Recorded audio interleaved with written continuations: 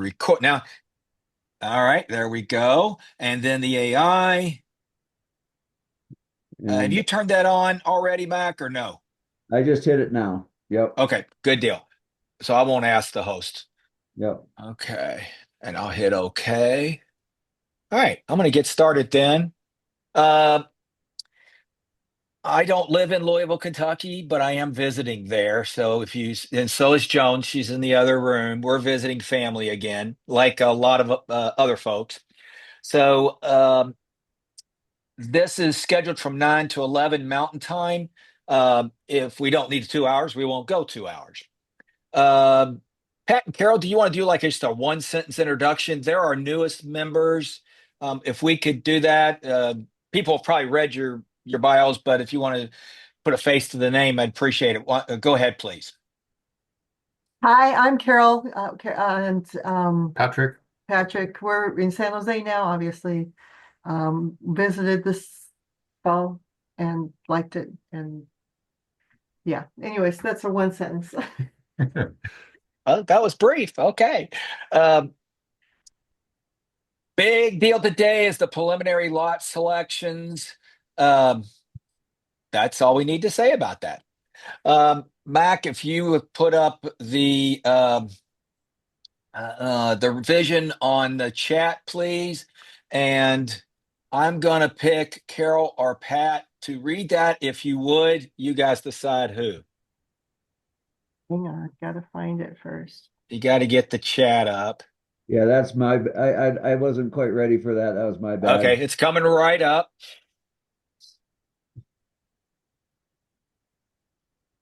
All right. Dun, dun, dun, dun. The Heartwood Vision. There it is. Boom.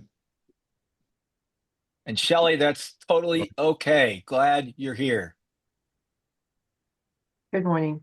The vision to create and live in a community that fosters harmony with each other, the larger community, and nature. All right. Thank you. Housekeeping. Rename yourself as you see fit, but we love to see names and locations. And if there's two of you, both names, that helps. And if there's three of you, you can put that name in there too. So we'll all be living in the same place. Raise your hand physically or electronically to ask questions. I'll try to acknowledge that I see the hand so you don't have to keep holding it up. And then we'll get to it. When you can, share your video. It builds connection. And if you can't, we understand also. But the more we can, the better. Okay, if there are no immediate questions, we are now ahead of schedule, Mac. So let's start talking about lot premiums and discounts and your spreadsheet. Take it away. All righty. Okay, let me share my screen here. All right, and I'm going to switch over to this. I'm going to switch over to that. Okay, does that look good, Archie? It does. Okay, beautiful. All right, preliminary lot selections. So our agenda today we'll talk about, and some of this is reflecting that email I sent out a couple days ago to give you all a preview, but lot premiums and discounts, some details about carports, home placement on lots, preliminary selections, which is the main focus of the meeting this morning for everybody to go through and make a selection of their lot and whatever carports they might want. But it is preliminary, emphasis on preliminary. And then at the end, assuming we have time, I'd welcome feedback from everybody just about the premiums and discounts that have been applied to the lots, the process that we're going through, any of that. And then we'll also have a little time for talking about next steps for phase two home buyers. As the whole project is ramping up towards breaking ground, what does that mean for each of you? So lot premiums and discounts. So this is the spreadsheet that I sent out to everybody. And, hopefully it was, reasonably helpful and informative. And some people, they just see a spreadsheet and their eyes glaze over, and other people it's like, all right, this is the nuts and bolts, I can relate to this stuff. So maybe it's for you, maybe it's not. But I'm going to go through it just as a way to, help me explain how the lot premiums and discounts were assigned. So lot size is one of the factors that's considered. And, so you can see for the lot size, the unit of measure is square feet. So this is just taken right off the plat. So lot one is 6,020 square feet. Lot two is 6,052, and so on and so forth. Then I also put lot dimensions on there, and these are not used for scoring at all. This is just for informational purposes. But to give you, kind of an idea that lot one is basically 60 feet by 100. Lot two is, the same size. Lot three is about 55 times 100. And these are approximate because the lots are not all just perfect rectangles. So a width and a length doesn't necessarily make complete sense, in a trapezoid shaped lot, which some of our lots are, and other irregular shapes. So that's approximate. Again, just for information purposes, it doesn't feed into the score or the lots or the premiums and discounts at all. The distance from parking lot, just in terms of number of feet, and I just measured from the edge of the nearest parking lot to the center front of the person's lot to get these numbers. And that's all assuming, that people walk to their front door, which is something we're trying to encourage in phase two. In phase one, I'd say about probably 2/3 or 3/4 of the people walk right to their front door. But in my experience, and this is just a subjective evaluation, it seems that the people that kind of go directly into their back door instead of going around to the front and their front door, they miss out on, social connection opportunities within the community. And I think consequently, are not always engaged in the community as much as people that walk through the center of the community to get to their door. I mean, it's an extension of that same idea that we don't have attached garages to all our houses because it creates the social interaction opportunities, which are such an important part of co-housing design. Another big factor is, the backyards, and that's probably the biggest factor. Well, it is the biggest factor in phase two premiums and discounts. If the backyard is to the forest, that's better than a backyard to, up against a road. And that's why phase two was designed to create 9 lots over on the forest side, because that's that's more appealing to have it that way. And then some backyards face a carport, and then just the whole issue of privacy. Classic co-housing design calls for the front of house being community oriented, and the back of the house being, privately oriented. So a person has their choice at any given time. Do I feel social? Do I want to mix with my neighbors, or do I want to have, quiet time on my back patio? Side yard, similar issues around, is it adjacent to a forest or a carport or a road, or, what's the impact on privacy? So those are the different kinds of scores. The lot size and distance from parking lot, those are purely objective, just measurements. The backyard and side yard, those are scores that I assigned by walking around, each lot, by, looking at the map of all the lots. And, so just for example, lots 1 and 2, those are the ones on the west side. So on the side by Hartwood Lane and north of or uphill of the yurt. So they both have a carport building behind them. So I gave them a score of a 4 out of 10 because a carport is, it's not too bad to have behind you, but it's not as nice as having just open space. And then so lots 3 through 11, those are all the ones on the east side of the cluster. And those all got a 10 for backyard because all of them just have, just endless forest as their backyard.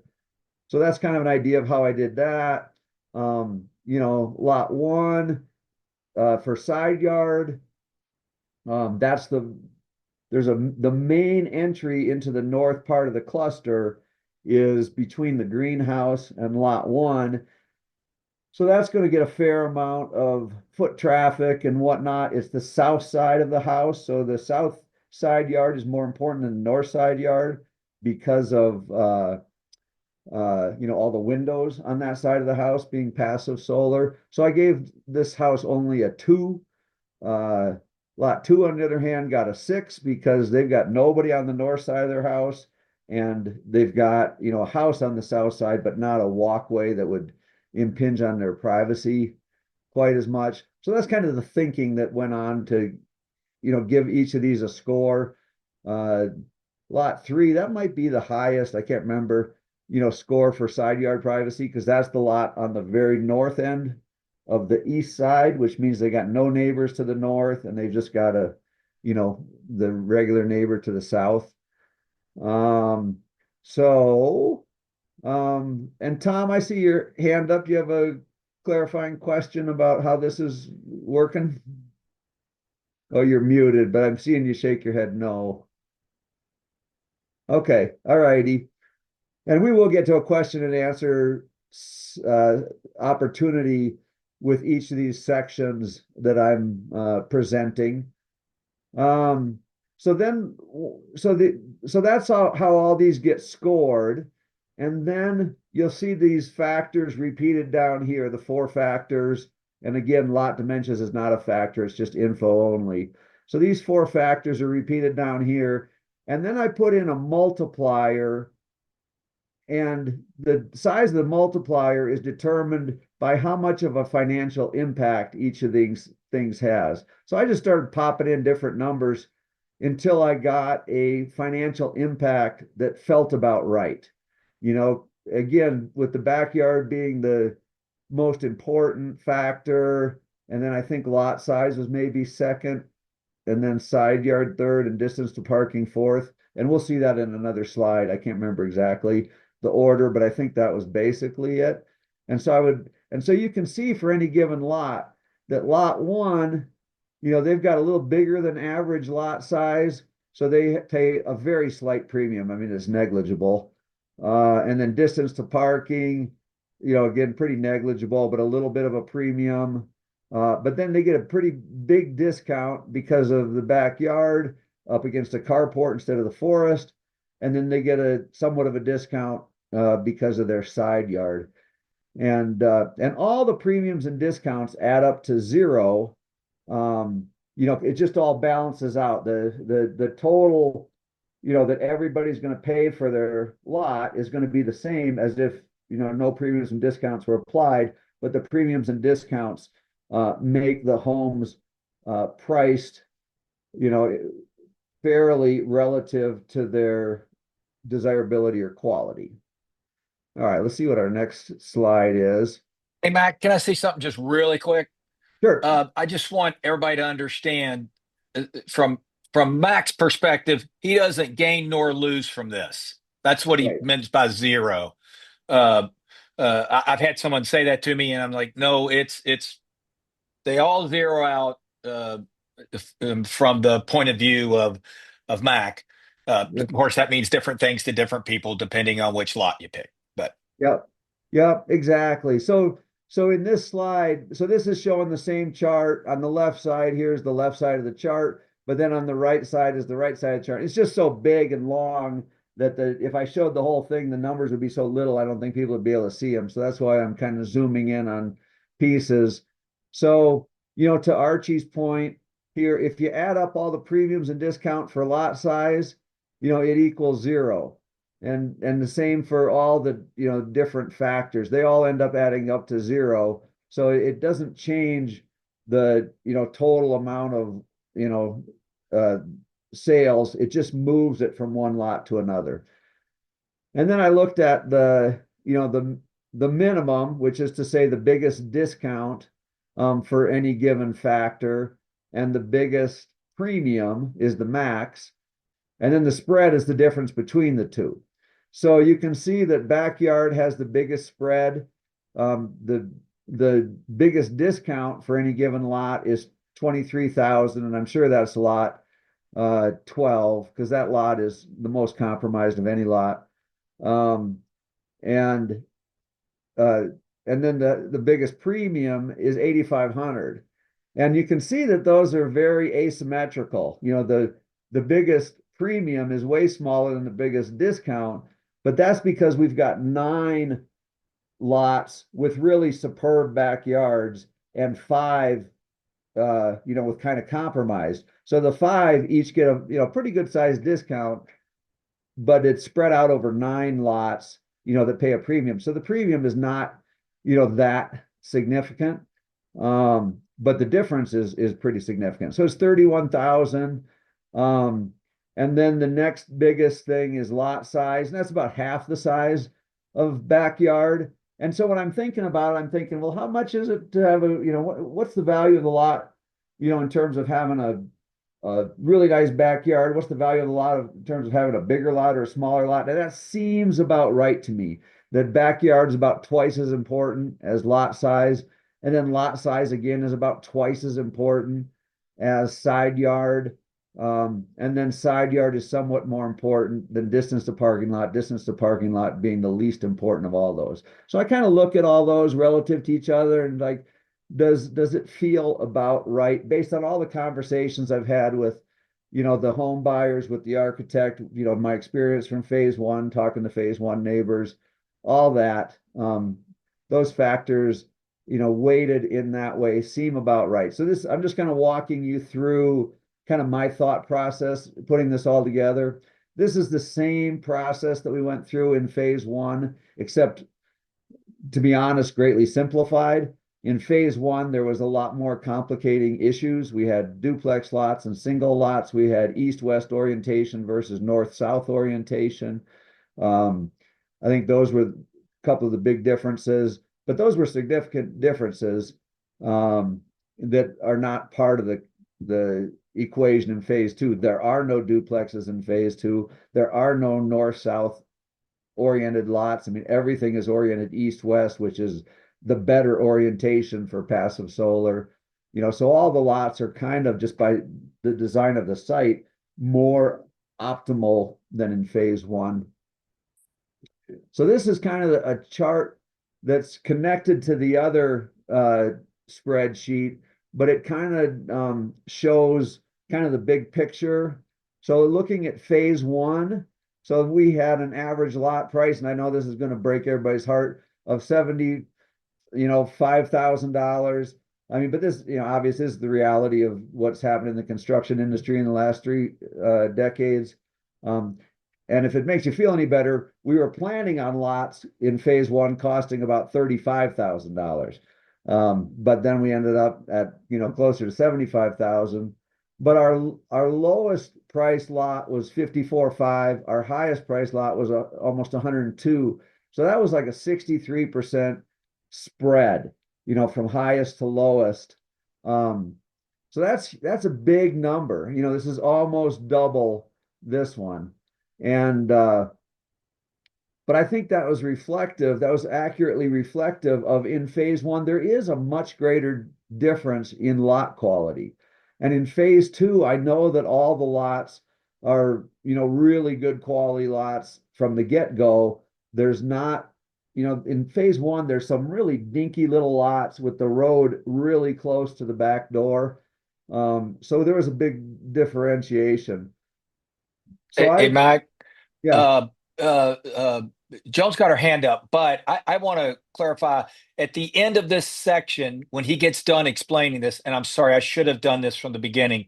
I will go through a question and answers for this section. We'll do that with each section, if that works for you, Mac, and for everybody. So, Joan, I see you have a question. If we can wait until he gets done with the end of this part. okay, thanks. Yeah, good point, Archie. So for phase two, the average lot price is 212, and the lot price itself doesn't matter as much as in phase one. In phase one, we sold some people just a lot, and then they build a custom home. So we really had to be careful about allocating costs to the lot versus the homes. And I've still done that same allocation in phase two, but the reality is you're never going to buy just a lot in phase two. You're going to buy a house and a lot as a package. And so you're just, like the prices on the spread on the website for the estimate of the Juniper, for example, at 665,000. That includes the lot. It's the house and the lot. It's the whole bundle. But for purposes here of looking at the premiums and discounts, I included the lot price, and I said a 20% spread was probably more appropriate for phase two, just based on the consistently high quality of every lot. And so you can see that that's a much, much smaller spread than in phase one. And then I started assigning all those scores and all that kind of stuff. And then so phase two actual, this reflects that other spreadsheet of what the scores actually are. And so I put all those scores in and they felt about right. And then the total spread was 19%. And I said I was shooting for 20. So I said, that's close enough, good enough. And the way that turns out is that the low price is responsible for 12% of that spread, and the high price is 7%. So again, that's reflective of there's 9 lots with the premium backyard and only 5 with the compromised backyards, I'll call it. And so each of those 5 ends up with a bigger discount than the 9. So that's kind of math geek stuff. What shows up on here? Well, just you can just see at, yeah, Archie. Can I interrupt really quick, just for a sec? Sure. I just want to make sure when I was looking at the spreadsheet, I guess I was assuming that these lot prices were separate from the estimated prices for the house, but you just said all these numbers are part of those overall estimated prices. Right. Yeah, so the estimated price, again, I'll use the Juniper as an example. The estimated price on the website for a Juniper is 665,000, right? So that includes the full price of the lot. What's not included in there is a carport, because Okay. people could elect 0, 1, 2, however many carports they want. Okay. But Thank you for that clarification. that includes the Obviously makes a lot. big difference. Yeah, no, absolutely. So that's the lot and the home is the 665. And then if let's say I was going to buy a Juniper, and let's say that 665 is, let's just assume all these price estimates are accurate, and all these price estimates are subject to change based on the reality of when we bring in contracts just before breaking ground, because the whole rest of the world does not freeze and hold still while we put our numbers together. Prices are moving and whatnot, and we'll lock in just before breaking ground, and we'll enter into a fixed price contract with our builder, and then we'll enter into fixed price contracts with each of you home buyers, and so then we'll lock in at that point. At least that's the plan, and the builders have been telling me that we should be able to do that. During COVID, in the height of volatility, nobody would do a fixed price contract because it was just too crazy, and people were, losing their shirts. But I think things have settled down to the point where builders are telling me now that a fixed price contract is realistic. So hopefully things will stay stable. We can do that because it gives everybody greater assurance. Like, what am I signing up for before we break ground? Because once we break ground, we really start spending money. And that's when we want to have things locked in and, have risks controlled as much as possible. In that example of the Juniper, 665,000 on an average lot, if I select, let's say, lot 1, and it's got basically a $16,000 discount. So then, all those prices being accurate, we're assuming, then 665 minus 16, would be whatever that is, 649 would be what I'd end up paying for the Juniper. Whereas if I decided to put it on lot 3, I would pay the 665 plus an extra 7,500. So that's kind of, how those numbers would be applied in the real world once we enter into, purchase contracts for all these. But basically the result of all these scores and calculations are this bottom line The total lot price adjustment rounded to the nearest hundred. So, lot one would have the $15,800 discount, lot two, $12,200 discount, lot three, $7,500 discount. So those are represented in that row there. And they're also reflected in the plat map, so you can see that number, because that's the key number, for each lot on the map. And so there's the map. So again, like lot one has got the 15,800 discount, lot three, the $7,500 premium. Numbers in red parentheses are discounts, numbers simply in black are premiums. And you can see everything on the east side here ends up with somewhat of a premium, different sizes, based on different factors. Again, you can look at all the details of the factors in the spreadsheet, and then the ones on the west side all end up with somewhat of a discount, depending on various factors. And this is the bottom of the cluster, the south end. Again, the east side, various levels of premiums, various levels of discounts. It's kind of interesting. These bottom two lots ended up as the biggest premium, biggest discount lots. And lot 11 has got, good, great backyard. Like all these have great backyards. It's a fairly large lot actually, and it's very close to parking, obviously, and it's got, good side yard privacy in terms of having carports over here and not another house or not other things. And then lot 12 has got, I think, the smallest lot of any lot, and it's got, because it's kind of short this direction, and with the house, placement, it's not going to have that much room between its back door and the road. And when I say not that much room, this is relative to phase two. All these lots are great lots. In phase one, the distance between the back door of homes 1 and 2, and to some extent 3 and 4 over there, that distance to the road is probably a half or a third of what it'll be here in phase two. I mean, they're really close. And those people still have great lives and great houses, but it's all kind of a relative thing. That's the south end of the cluster, premiums and discounts. There we go. Questions and answers. And I'm going to leave the Okay. screen sharing up just for now in case we need to go back to one of those slides if the questions relate specifically to some, Okay. Noah and Rejoice, do you understand then? No, your house did not just go up by $200,000. It will either go up or Yeah, down. It could go down, right, depending on what lot you pick. right. Okay, Yep. good. Thank you. I can imagine your relief. Joan was another person that I saw, and I should say I can't see everybody at once. So if somebody's not getting noticed, please just speak up. And Joan, you're muted. Can you put the spread slide back up? Because that relates to my question. there you go. That one. Actually, the other one. This one? Yeah.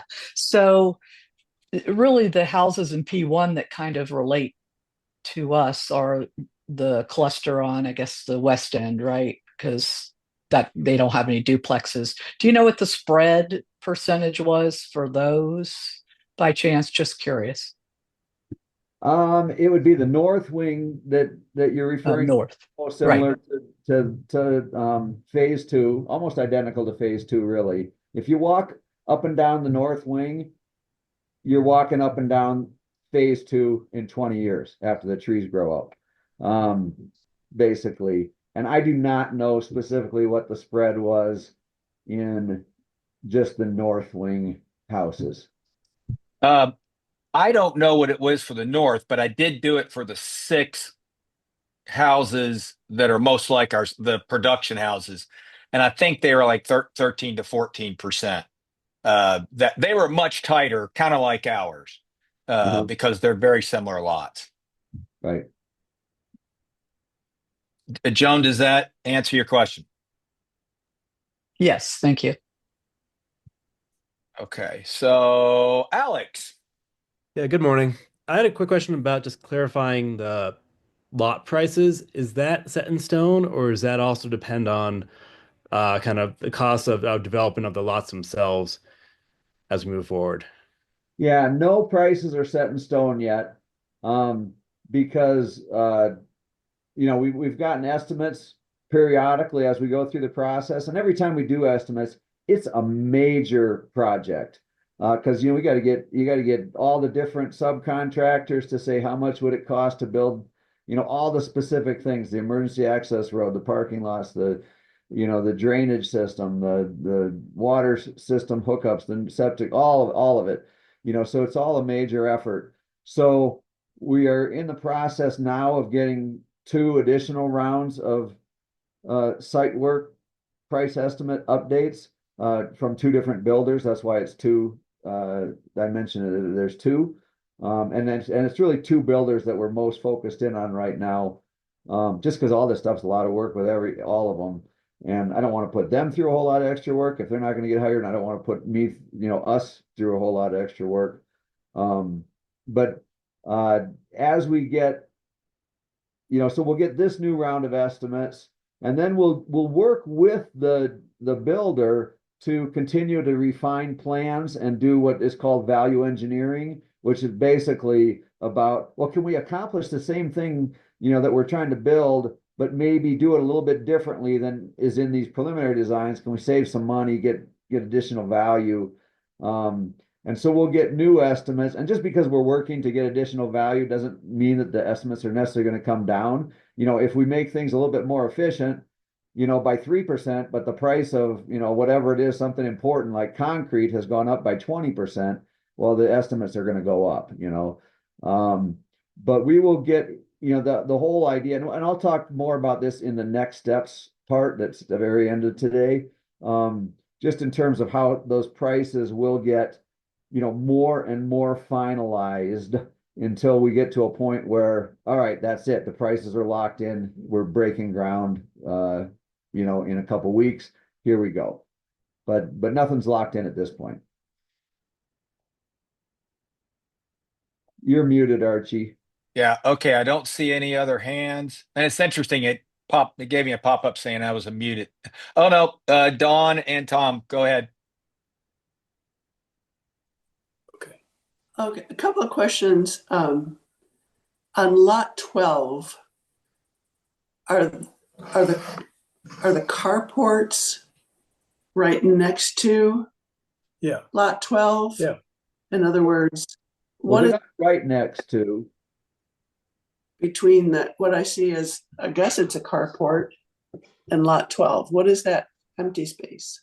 So there's going to be a pathway coming over here from phase 1. I don't see anything. Hang on. Is going to go through here between. Can you see? Well, actually, Okay, I see. I practiced using. Let's see if I can get it to work. A special highlighted pointer. Let's see. Is it working? No, but we can see your pointer. Okay. Hey, Mac, I can bring that up real quick. That shows that. Uh-oh. Anyway, well, anyway, I think the idea, I don't think that's necessary, probably, Archie. Basically, there's a little pathway that goes from phase 1, over here towards the common house would be down towards the lower left corner of the screen here, well, even beyond, but there's a little pathway between. Okay, so there's a pathway. Yeah. And it might be that we would build a berm in here like we did in phase 1 between our house and the village green. That's one of the things that's been kind of considered. There's details yet to be worked out. Okay. And then on lot number 11, I see the carport is backed right up to the lot. Is that a wall that goes the length of the lot that the carport's back up to? No, it's not a wall. If you've been in Sandra's backyard or Mimi's backyard, Right. basically the lot line of the carports is the same as the lot line for the lot itself. And so this side of the lot would be the back of these carport buildings. Okay, so then to the left of the carport buildings, there's an empty space. Yeah. Is that, what's that for? Oh, there's a beautiful juniper growing right there. And A tree? I'm hoping we can keep that juniper, but we'll see. I don't know. It might be too Okay. much in the middle of everything, but I would love to keep it. But that's just open space. You know, that's just Open that's nothing. Okay. And on lot number, let's see. 2 or 12 or 2. Okay, I'm getting confused now. All right, that's all I have to ask. I might have to come back to me later. Okay, yeah, great questions. Thank you. All right. I don't see other hands, so Mike, why don't you go on to carports? Okay. So carports. So the wild ass guess for the lot carport price right now is $20,000. And that is based on nothing other than that in general, it seems that things cost about 3 times as much now as they did 25 years ago for construction. And we sold carports for $7,000 in phase one. So we have not gotten any price estimates for carport construction yet, although we should have one within the next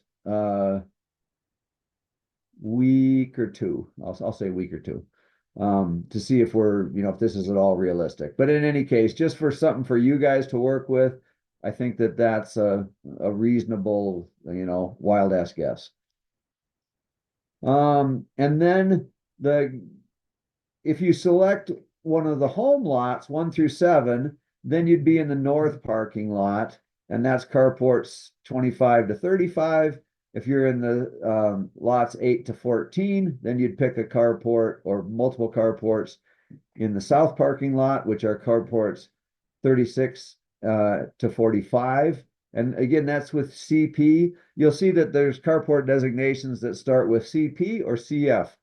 And CF means future carport. Excuse me. So we did this in phase one also. It turned out to be a good thing where we just platted some additional carport lots without the intention immediately up front to build them. But then when we were ready to build them, the lots already existed. We didn't have to go through a whole nother, county process, many, many months and many, many, many thousands of dollars. And so we've put some of the carports lots for the future on the plat already in case we ever need them. Right now, there's 21 carports that are CP on the, that we're planning to build. We're planning to build 21 carports next year. And that represents 1.5 carport per phase 2 home. We've got 14 homes, 21 carports, 1.5 per. In phase 1, we have less than 1.5 carports per phase 1 home. It's more like 1 1/3 carports. So there's going to be a higher number of carports in phase 2. I don't know with certainty that they're all going to be sold, so I hope I don't end up owning 5 phase 2 carports. But in any case, I'm just, kind of estimating out what we're probably going to do. And in phase 1, a lot of people thought, oh, I'm not going to need a carport. And then they moved in and they said, oh, I wish I had a carport. So I'm kind of being a little bit, I'm wanting to build, plenty of carports so that everybody gets as many carports as they want. And I'm taking the risk that hopefully I won't end up with, a bunch of extra ones. And then the carport size is, and I'll show a couple diagrams here coming up about the carports, is 20 feet is basically the, the area for the car, the vehicle, and then 4 feet is the closet, total length of 24 feet, and they're 11 feet wide as opposed to 10 feet wide in phase 1, just because the feedback from phase 1 was, a little bit more room would be nice to pull in between the posts and also to swing your door open. And then one other big difference between phase 2 and phase 1 parking is that we're going to be figuring out some kind of a strategy for EV charging in the carports. And that wasn't even an issue 25 years ago. It wasn't on our radar. And so the phase one carports consequently, are underserved, by, electrical capacity. And so, we don't have 220 in the carport, so you can't have the faster chargers and that kind of thing. So we're struggling to retrofit that in phase one, but in phase two, we'll plan ahead for that. So here's a drawing. I don't know why that fancy little spotlight pointer that I practice with isn't working now in real time. But anyway, you can see my cursor, so that's good enough. Here's a carport. Here's the next carport over. So this is showing two carports. So this is the 20 feet here by 11 feet here. And then this would be, that kind of a closet right here. And these have been super useful. I mean, this is basically my exact carport configuration. I've got end wall, and then I've got the first two carports. And in this space, I keep two full-size raft setups. I got all kinds of bikes. I got all kinds of camping gear, all kinds of ski gear, snowboard gear. So it's really useful space having these closets. And then also up above is an attic with a pull-down ladder with a floor up there. And that's the intention, the plan for phase two as well, so that there's some additional good storage up above. It's kind of a nuisance to access, but for putting stuff up there that we might not use for years, extra screens for the house, stuff like that. It's nice to have that extra space. So that's basically, the typical overview of the carports. And then this is kind of a unique situation in phase two, and I just wanted to share this with everybody, that in the north parking lot, the grade, is going, well, throughout the whole cluster, the grade is going up to the north. But because that carport is oriented north-south, that building is climbing up the grade, and that building is 11 carports long, so that's a lot. 11 times 11 is 121 feet. And so it's going to stair step up. So you see the roof line, stair step up. The total grade differential, I think, is 5 feet over that 121 feet. And so I don't know if hopefully these, carports, I mean, the thinking is that, like the height difference between this carport and this carport is just a few inches, and that, that should all be, just fine inside the carport. And we've done some measurements, some checking on it, but I just wanted to show everybody that this carport building, because it's so long, because it's on a slight slope, it's going to have this stair step effect. Which I don't think it's going to change the functionality of the carport at all, but I just wanted to, show that to everybody, that that's what that north building is going to look like. All righty. Any questions about carports? We'll do questions, and I'm going to do the first one. Mac, will you allow people to purchase 3? And I'm going to clarify that by saying that that's after everybody gets at least a chance at 2. I would say, yeah. I mean, if everybody has gotten, I think that's a good way to put it. Everybody can pick up to 2 carports to start with. And if we end up with extra carports, then people could buy a third. If we end up, where everybody can buy up to 2, and then we end up with a bunch of people at the, end of the queue, that all the carports have been taken, then we probably look at building out another carport building. I don't think that that's very likely at all. But anyway, I think that's the answer to your question, that, yeah, Okay, start with good. 3 if available. And I'm going to go down the way I see it here. Carol and Pat. had to do with the stair stepping. Well, actually, the end walls on that the north set, are those going to be open walls, or are there end walls only on the very ends? I don't know that. Um, I don't know if there's going to need to be walls in the center here for sheer. Um, Yeah. yeah, That's I a don't. great question. Yeah, it's a good question, but I don't know that. And that's probably something that we would know before we do final selections, if an And end Mac, wall, if someone wanted to, let's say it doesn't have an end wall, there's nothing that would prevent them from adding one there, right? well, I don't know. I mean, like in our existing carports, if somebody decided to put up a wall, between we share we're adjacent to Dillon and Sundia, and we each have a carport bay. If I put up a wall there on my side, that would impede their ability to access their car and open the door. Because when you open your door, it's swinging into your neighbor's carport space probably, and it would just cramp everything. So I think that would be kind of a tricky situation to say, I'm going to put up a wall between my carport and the neighbors. I mean, maybe legally, technically I could, but from a neighborly point of view, which is what this is all about, I think it's more on the doubtful side.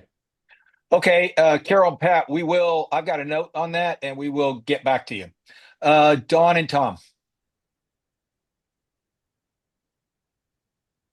My question is about building materials. I know that the P1 carports, there's a lot of wood, and I guess Right. we're concerned about fire mitigation issues. What are the carports going to be made out of? Do you know? I don't know. I mean, they'll certainly have metal roofs, which is good for fire, but yeah, the carports are much more susceptible to burning than the houses are because they're made out of wood. A lot of the wood features on the houses we've talked about replacing with synthetic, non-flammable Right. materials. Um, we haven't really had that conversation with carports. I don't know what Matt's thinking about in that regard, but one of the big differences overall between phase one and phase two is the whole notion of being more, fire aware, more, fire resistant building materials, that kind of thing. Yeah, I And know. phase one is very good, Yeah. with stucco and metal roofs. There's still enough wood trim pieces and whatnot that we're going to be doing a little better job on that in phase two. Yeah, it seems like the carports collectively, if that's a big wooden building, it's kind of close to some of the houses. But That's another fantastic question. So, and I made a note of that one too, because we haven't discussed that. That's a good one. okay, So, thank Joan. you.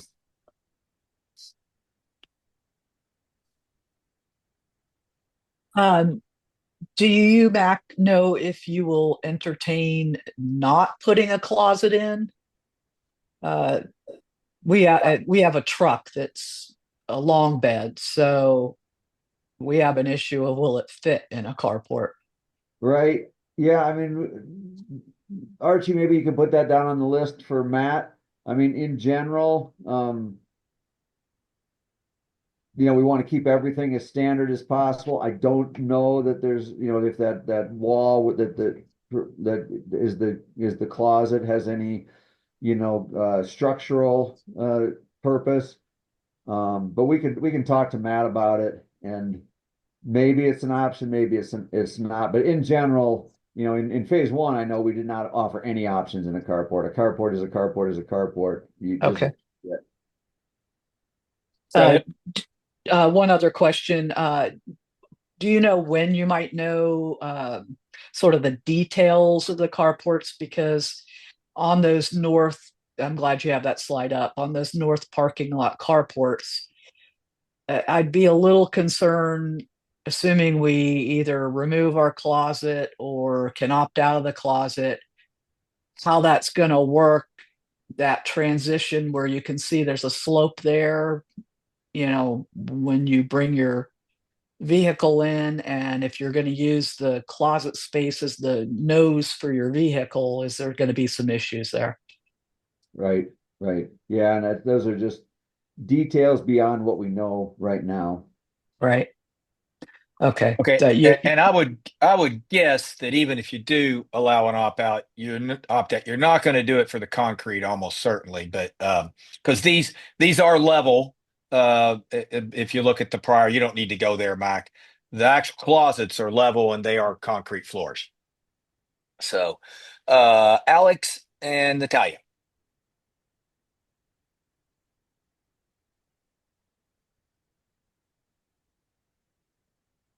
Okay, sorry. I'm not good at this. Just wanted to speak to a couple of points. The fire mitigation one.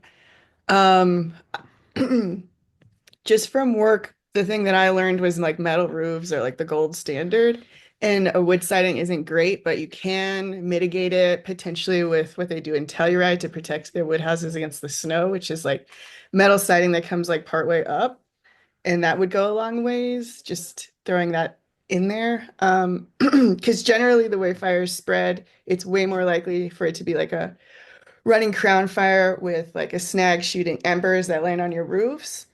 So if you mitigate for that, that's like the number one. And the number two would be like potential ground fire. And then the metal siding would really help with that. My other question about the carports is just what plans are in place or what you did maybe with the first phase with just water drainage issues and snow drainage for that kind of a slope. Like, what are people thinking to manage that? So you're talking about the moisture on the ground, not on the roof? Yeah, the moisture on the ground.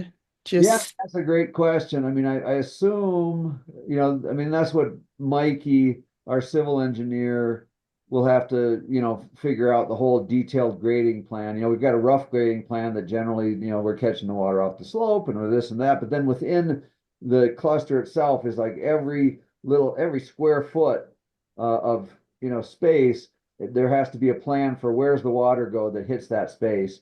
And I would guess that we don't want it running all the way straight down the center because that would gully out. So I would imagine it would have to drain a little bit to the, away from this building, which is to the west. But I don't know. That's for Mikey to figure out, but she'll figure it out.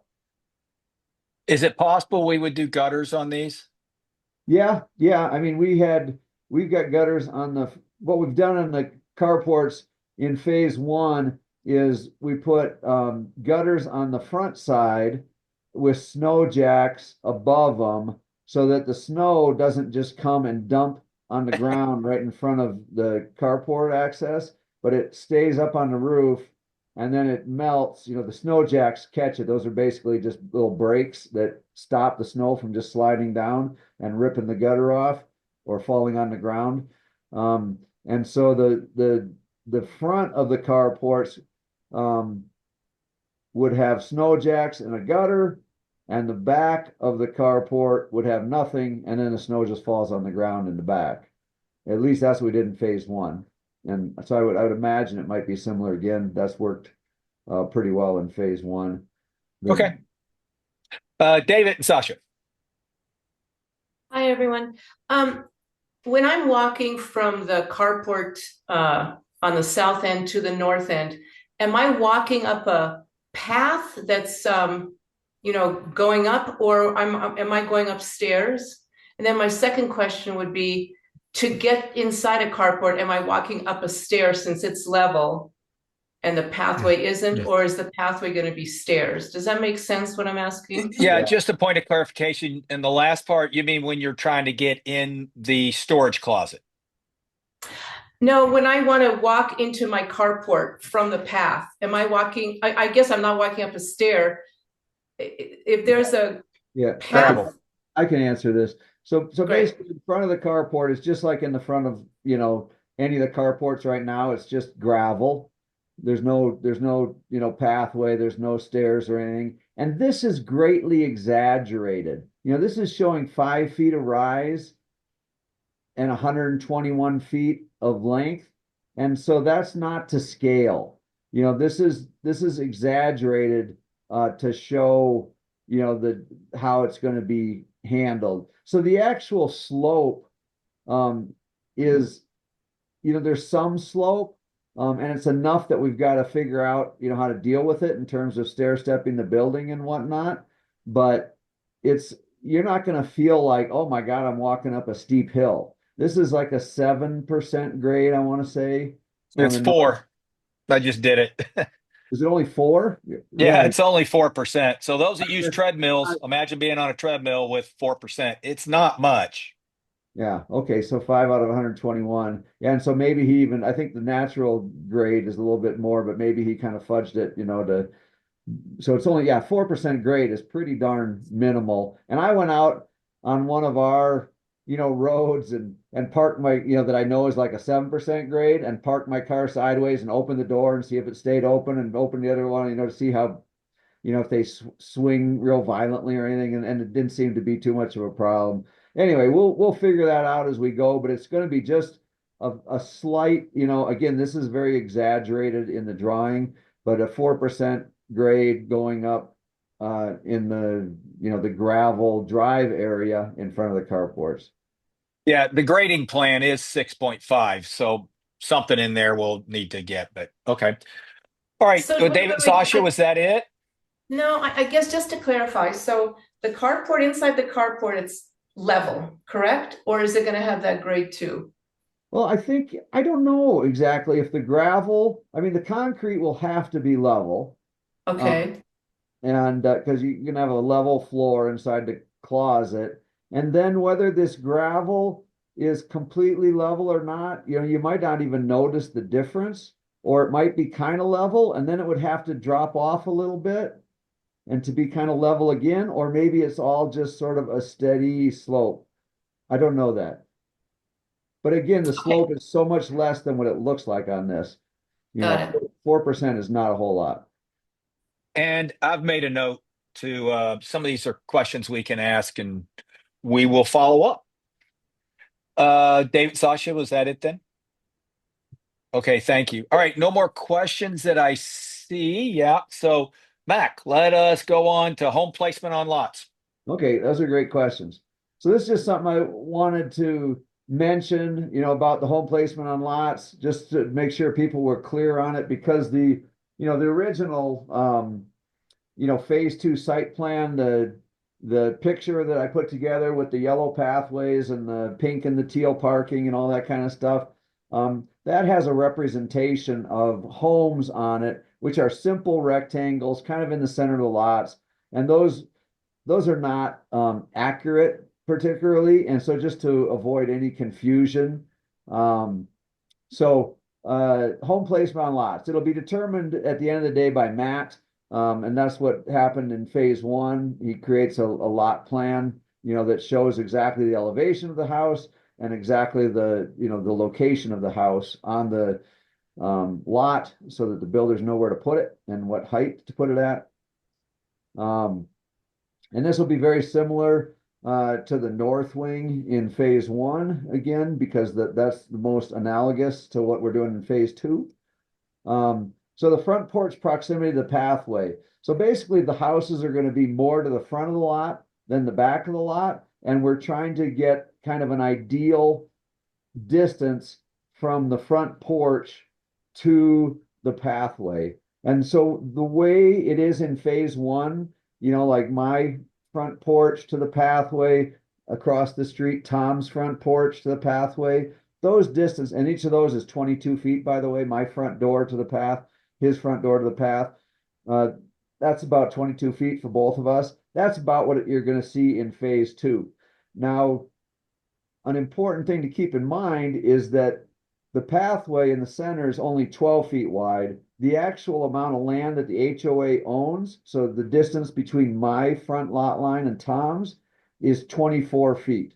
So the central pathway is 12, which means that there's 6 feet on either side of that central pathway. So from the pathway to my front door, 22 feet, 6 of that feet is HOA land, 16 of that feet is my lot. So if I were to measure from my front lot line to my front door, it's only 16, but it's the central pathway that really makes the most difference. The point of all of this is that the houses are going to be more towards the front of the lot than the back of the lot. And that proximity to the pathway, I mean, that's another important piece of, designing for social interaction. If I'm sitting on my front porch, and we actually did this with Chuck Durrett, the grandfather of co-housing in the United States. He helped us with our original site plan work. And we had people sitting in chairs, and we had people walking by at 10 feet away, 15 feet away, 20 feet away. And like, how does that feel in terms of the ability to interact? And so, if I'm sitting on my front porch and I'm 20 feet away from somebody walking by, I can, with a reasonable, volume of voice, say, hi, how you doing? And interact with that person. If I'm 50 feet back, we might as well be, in a different county, there's not going to be any interaction. So this is all kind of socially engineered to create the opportunity for interaction between people hanging out on their front porch and people walking down the pathway. Maximize south side yard. Again, this is like what we did in phase one. And the idea here is that, the lots are not super wide. The lots are, about 50 to 60 feet wide. And again, that was a critical measurement that Matt and I worked with for quite a while. And that measurement was created to balance the home proximity to each other, because the closer the homes are to each other, the more social interaction that happens. If every house is on a half an acre, you don't even see your neighbors. If they're real close, then you see your neighbors a lot more. Like on the west end, there's 15 houses over there. There's only 9 up here on the north end, and both are about the same length. So you can tell that the west end of phase one is much more tightly packed, but there's a lot more social interaction that happens as a consequence of that. So that's on the one side of it. On the other side, in terms of you don't want the lots too narrow, because you would compromise passive solar access, and you would also, compromise privacy too much. So the lots are, sort of narrow, but they should get full solar access. And anyway, they're about 50 to 60 feet wide. Based on that, and based on the idea that in a passive solar house, most of the windows are to the south. So our house and all the houses in on the north wing here are kind of up towards the north side of the lot. So I have more of the south side of my lot, the south side yard, that I'm looking at through my big windows on the south side. I'm looking at my own landscaping, and I've got a little bit more room there. And then the north side, where I've got very few windows, I've got, some distance to my neighbor's side yard, but it's not, really the side yard that I'm out there enjoying and spending time in. I've got a little garden shed back there. I've got my compost back there. I've got some utility type things. So we're maximizing the south side yard, but we're also going to preserve, some minimal north side utility. I mean, it's not going to be right up, too scrunched. The houses aren't going to be too scrunched up against the north side, so that there's no room to even move around over there. And then there's other issues, utilities. There's got to be, the different electric lines and whatnot, septic lines, water lines that have to, potentially go alongside yards. Not necessarily all the time. Some of them might just be in front or backyards. But those are issues. The utility placement, and then drainage. There has to be really good drainage away from all homes on all sides. And so here's an example of, I think this is Mary Ellen's lot, Mary Ellen Paul, but this is just an example. You can see here's the actual, phase one, number 18, again, I believe this is their lot. And it's not obviously a completely rectangular lot. It's kind of funky wedge shaped. But in general, it's much closer to the front. The front is over on this side, on the right. And then, so that's a very deliberate distance. This distance is whatever's left over in the backyard, basically. But the front distance is pretty deliberate for social interaction. And then the north side creates, some room for people to pass. And there's even a separate entrance on this house on that side, but then a bigger south side yard with all the big windows in the house over here. So that's kind of generally the way house placement will be. And none of this has been determined yet exactly. I'm just talking about general principles. But Matt's got to figure it out, with the engineers to figure out exactly how the houses will be placed on the lots. And then for each lot, he'll come up with a plot plan like this, which shows the specific house footprint that's going to go on that lot and that, specific lot's boundary. So that's kind of just an introduction to that notion of lot placement or home placement on the lots. Questions about that? Noah and Rejoice first, please. I have a question about the north and south walls of the houses. Are they, is the intention for them to be parallel to the lot north and south lines, or is it possible to kind of skew the houses so that the south is actually facing true south? Um, Does that question make sense? yeah, that makes a Yeah. lot. That's a Okay. great question. And basically all the homes in phase one are either 100% true south or slightly to the southeast. And southeast is the better direction in general for passive solar, and that's what my house is. And so I get a little extra morning sun and a little less afternoon sun. And it's the morning when I'm really looking for that little extra heat bump in the house. And so it'll probably be similar in phase two. I don't think that we'll be trying to achieve true south for all the homes. And then all the north and south property lines on each lot are not necessarily parallel to each other because some of the lots aren't fully rectangular shape. But I think the answer is they will probably all be either true south or within, I think I'm safe to say within 15 degrees of true south, and probably more likely to the east than the west. Was that it, Rejoice? Okay. Joan.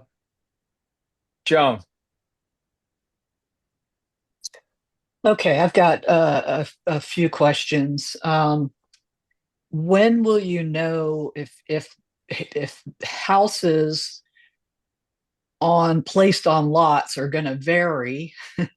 When will you know where they will be? Because I think personally that affects what lot I choose.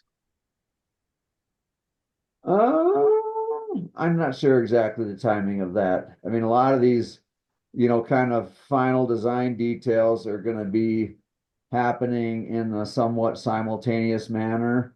Will the exact lot plan be finalized before final lot choice? I would say probably, but not guaranteed. I didn't understand Okay. that. Yeah, but so So you have to make a choice before you know? possibly, I mean, it's interesting the things that come up as, questions that people are asking now, because I don't think the question ever even came up in phase one. Everybody just, ended up in their house without knowing what their, I think most people don't even know what their plot plan looks like hardly. But in phase two, I know it's been something that has been of great interest to you and Archie, and so it could be that you won't know the plot plan before it's time to select the lot, but I think it is very likely that you would know. I think it's probably the case that we would have those lot plans. Well, actually, I take that back because we have to know who has what lot before the plot plan can be created because a particular footprint is going to be on that lot. And the particular footprint is of the house that each home buyer chooses. So, um, so I don't think the plot plan can be known and because we won't create those until the final lot selections are made. If that makes sense, because we won't know if it's a juniper or a ponderosa or whatever that goes on that lot until the lot choice is made. Any I mean, others, Joe? Yeah, I've got a few. I would say your comment that,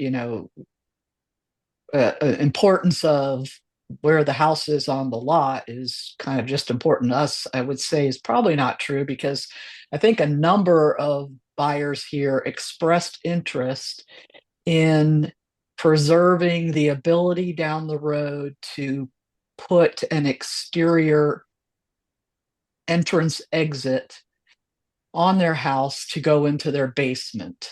And to me, the most logical place to do that is where the stairway is, and the stairway is on the north side of the house. So the fact that you showed Mary Ellen and Paul's house plan, I appreciate that. And if you could bring it up again, I have a couple questions about that. Um, so you can see their little square there on the north side of their house. Yeah, right there. Uh, and I believe they have about 8 feet from that to their property line. that's correct. Okay. And so if we want to do something similar down the road with our house, we already have a 5 foot setback, which I know you didn't do in phase one. So that means we need like 13 feet in order to make this work. So are you going to be able to assure us that we'll have that as an option on the house north part of the property? I would say no, there wouldn't be any assurance about that. And I'm not sure if that 13 is necessarily the case. This is 8 feet, but this little box doesn't take up, all that 8 feet. So, you know, I'm not sure that, that much 13 feet would be necessary to create that, but, yeah, so again, I just don't know what that would be, but 13 is generally a pretty big number, and would, you'd lose a lot of space out of the south side of the yard by moving the house all the way, 13 feet into the lot. So that's, Yeah, yeah, I just know that I heard from at least 3 or 4 buyers that they wanted to at least have that option in the future to create an entrance exit from their basement. I think primarily because if they want to create an ADU in their basement and not have that tenant have to walk through their house living space in order to get into their own unit. Um, so the way Mary Ellen and Paul have set theirs up is like ideal. They've got a pretty good setup there, and that would be something that I think we would want to try and replicate potentially. It's worth pointing out too, their frontage is almost identical to many of ours, that 55 feet. So that's a really good example. Yeah, that's Okay. true. They have about almost an All right. equal distance in their frontage. Yeah, that's what we'll have. Any others? Because I see at least one Yeah. other person. And so then the other thing which I posted yesterday is the concern about fire protection, creating defensible space. And so the challenge is the house is placed right at the setback for that parcel, you only have 5 feet. So you can only create the very first level of defensible space. And that's why I ask people if you can look at those pages in that Colorado document about, you know. Yeah. Joan, hang on a second. Mac, you had that on your computer. Can you bring that up? Yeah, I can bring that up. I mean, basically, well, I'll go ahead and do that.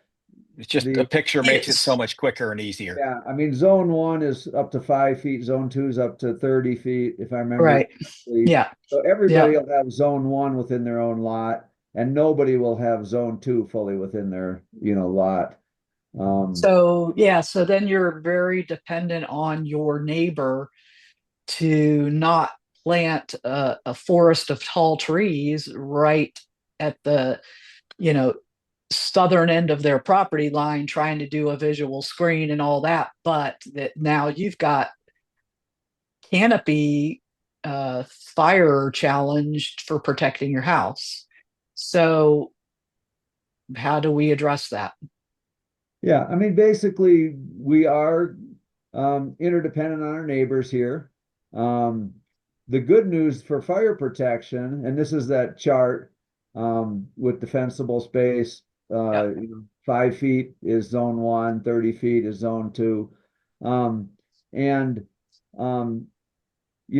if everybody had a home on 35 acres, then everybody could do exactly what they wanted with all their defensible space out to, fully out into zone 3. By virtue of having everybody, in a cluster, the good Yep. news is that we just create defensible space around the whole cluster. And we have all our eggs in one basket, and we do a really good job with that. The bad news is that we are interdependent on our neighbors. And if I do a real good job of, taking care of my yard and my vegetation, my defensible space, it's not a guarantee that my neighbor's going to, but the good news is that we have conversations, and if I've and everybody is very alert to the importance of fire mitigation and defensible space.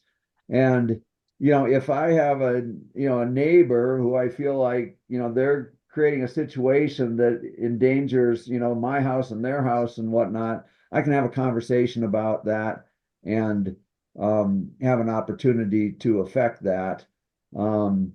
So I guess the point I'm trying to make in all this is that if you center the houses on the lot, you have a little more wiggle room to control your destiny of the fact that your house will hopefully not burn down.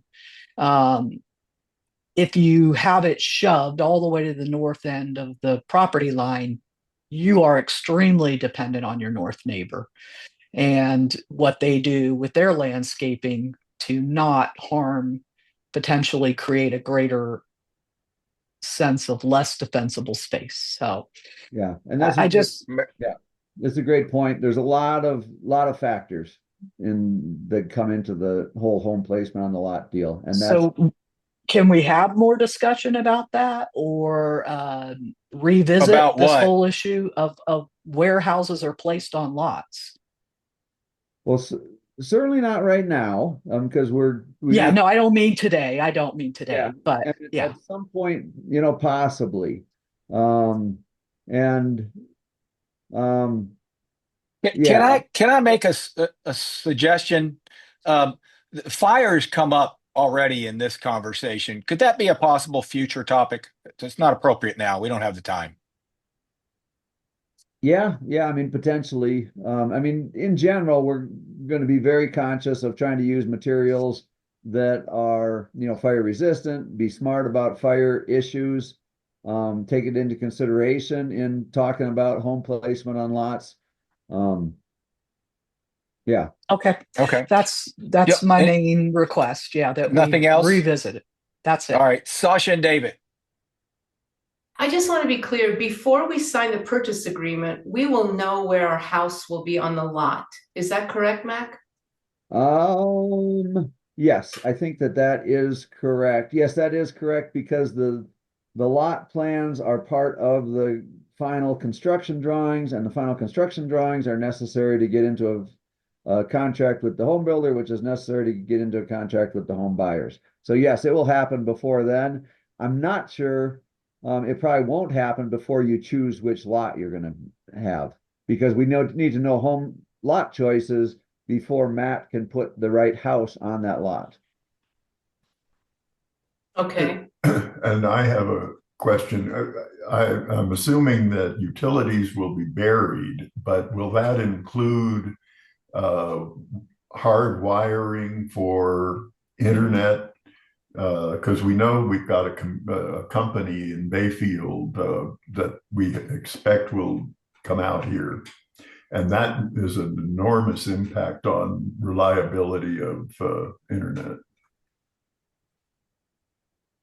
We haven't worked out the exact internet strategy yet, but I think generally the rough plan would be to run data lines from a central hub somewhere to each home. But we don't have an exact internet plan worked out yet. And I just want to be mindful of the time. We haven't gotten to the main part of the meeting yet. And Yeah, we're almost there. I think that was the last question that I see, at least. Hang on. Okay. David, was that, you got the answer? But that's, yeah, as long as it's in our minds. Were there any questions in the chat? Yeah, I've been watching the chat. Is there an option of creating a community agreement to formalize landscape? Okay, so this has been asked before, Alex and Natalia, and it goes to the question, Mac, of having a Heartwood agreement on landscaping / fire. I would suggest that we've got to table it, and I can promise you it'll be on the list. And Mac and I, and well, not Matt in this case, will discuss it, and we will get back to you. Mac, does that work for you?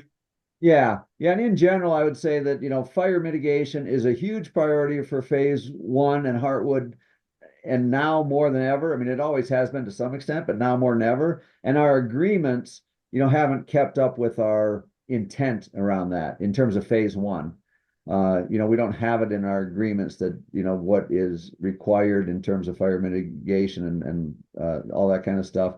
But it is a big priority, and it's something that we're, paying attention to a lot in phase two. And it'll have a lot to do with, what trees we just choose to keep and choose to cut down and all that kind of stuff. The thing Joan sent out addresses that. I'd personally love it, but we need to move on. So let us do that. David, Sasha, you just got your hand up. It looks like maybe it got left up, or do you have another question? Okay, good. Mac, let us get to the main event. Da-da-da! Preliminary selections, main event. All righty. So thanks everybody. Those were all great questions, great discussions. And as a central theme of this is that real estate development is all about moving forward with incomplete information. And so we're doing our best to provide as much information as possible, but there's never going to be 100% of the information available about anything until we're done. So thanks for your patience in that regard. So for preliminary selections, that's the next step. So there's nothing else on this for me to show. So I'm going to switch what I'm showing. Just a minute. Come on, computer. Oh, I know what I have to do. I have to hit that button. Then I have to hit this button. Then I have to choose this slide. This is cool what he did. So basically, this is the plot plan that, the plat that everybody has, seen in the attachment that I sent with my email. And so what we're going to do is go through everybody in the list in order, and this is them.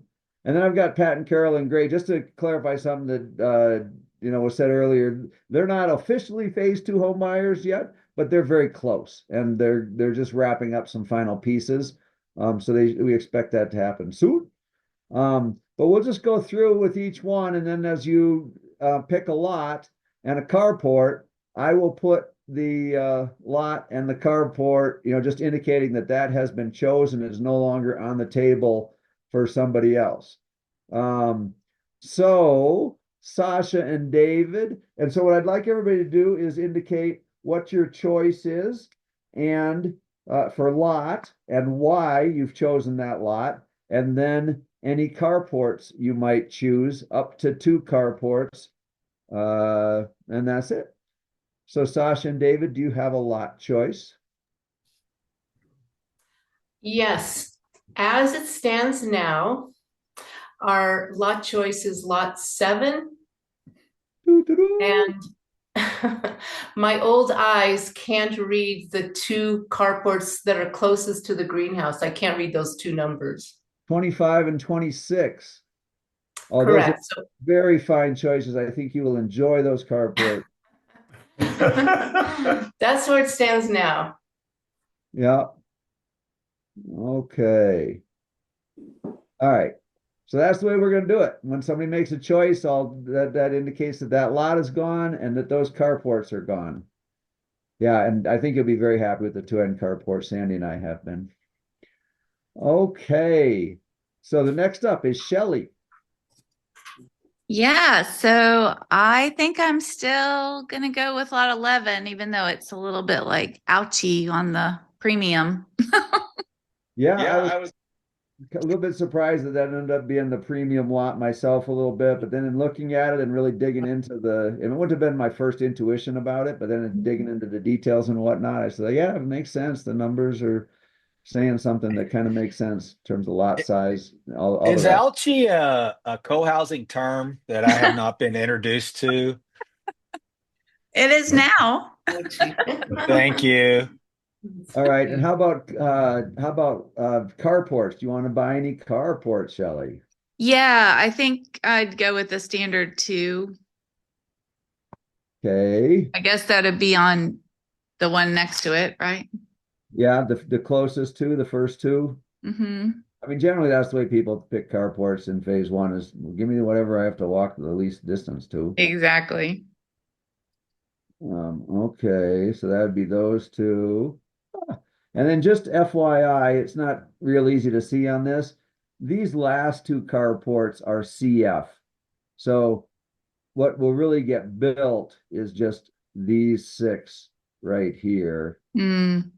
And this would be, possible future. I mean, if we needed to add a couple more in the south, right now, this would become an 8-bay carport instead of a 6-bay carport. Mm-hmm. Right now, the plan is just to go 6, which affects, the backyard a little bit. How far does that wall extend before you're looking out into, open space? Mm-hmm. Okay. Just wanted to clarify that. Okay, good. So the next up is, we haven't really been talking about the why too much. Sasha, so I'm sorry, that's my bad. So Sasha and David, any reason why you chose lot 7? Well, actually, we were looking at 11, but we weren't crazy about the carports being so close. And we like the size of the lot. It's a little bigger than some of them. And the carports is because we're getting old and lazy. Yeah. And it's the closest to our house. Yeah, and I don't need any other reasons for the carports. I think that's all kind of. Also, Okay. I love the greenhouse and expect to spend time going to the greenhouse, and it's closer to that. Yep, yep. And then Shelley for the number 11. Yeah, I think I like being a little bit removed from the hubbub and the forest, in the back. And I actually don't mind being close to the carport. That's okay with me. So, and then the, distance from the tower and all the little things too. So just sort of, those are the main reasons though. Yeah. And that lot will have a little, I think, if I'm imagining the way it's all going to end up, a nice little cheat route to the trail system. Yeah, that's nice. So. Good point. Yep. And you don't pay any premium for that. That's not even counted. It's just a bonus. Just a bonus, free bonus. Okay. Thank you, Shelley. Don and Tom. Dun, dun, dun. Okay, well, we'll go with lot 10 and the two carports next to Shelley. So what number is that? Oh, And I think our primary thing was getting close to the carports. and lower on the, not so high of elevation. Yeah, we're looking for easier commuting, foot Clo- commuting. Closer to the common house kind of deal, you mean? Yeah. Yeah. For our old age. Yeah. People don't age in co-housing. Well, we're hoping it'll slow down. It does. Go look at Dick and Gay. Yeah, I know. I look at them all the time when I'm there. Gay never stops. Yeah. And I'm 97 years old myself, but anyway. Okay. All right, great. And moving on then. And Nicole and Jazz, did you get any preliminary information from them, Archie? Because they're They're not here. They're Oh, here. Yay. Yeah, no, they joined us. Oh, good. Hi, Nicole. Hi, Nicole. One of them is here. The other one is with his dad. All right. Okay, so I think it's gonna be around lot 7. I was no, lot 8, sorry. And I think the closest carports would be next to Sasha and David, probably. So Well, you're actually, because you're lot 8, you would pick from the south parking lot, Uh-oh. and Sasha and David pick Oh. from the north parking lot. That's the cutoff between those two lots. Okay. Ah. Well, all right. That's I guess that's all. Yeah, and remember right you there. have There is no choice. So do you yeah, want where Mac is pointing. Yeah. Okay. we could Yep, that would be put you down that for would be those? good. I would take the ones you just pointed at. Okay. And Archie, Two you of make them. a note of this because I realize I'm not making a note of this. I'm just moving dots, and that doesn't. I was not doing cars, but I will catch up. It's yeah, it's a little bit hard to see. So, it's really hard to see. I'm gonna have to do drawing. Yeah, you know what? I'll just start. I'll just catch up, and I'll do it right going forward. So Yeah. Sasha, I've got the lots, but I wasn't doing the carports. I apologize. Sasha and David, 25 and 26. Shelley are, let's see, 44, 43, 42, 40 and 41. Dawn and Tom, they were the next two, 42 and 43. And then Nicole and Jazz, they are over here at 30. What would that be? 35 and 36. Or no, that's 36, 37. That's 38 and 39. 38, 39. Okay, it's all being recorded now. Sorry about the carports. Yeah, 38. Okay, well, that's my bad. And Nicole, is there a reason why lot 8 appealed to you? Well, it was anywhere between lot 8 and all the way down to where Shelley is, because I wanted to be closer to the clubhouse and not walk all the way from the tennis court basically to the clubhouse. Okay, nice.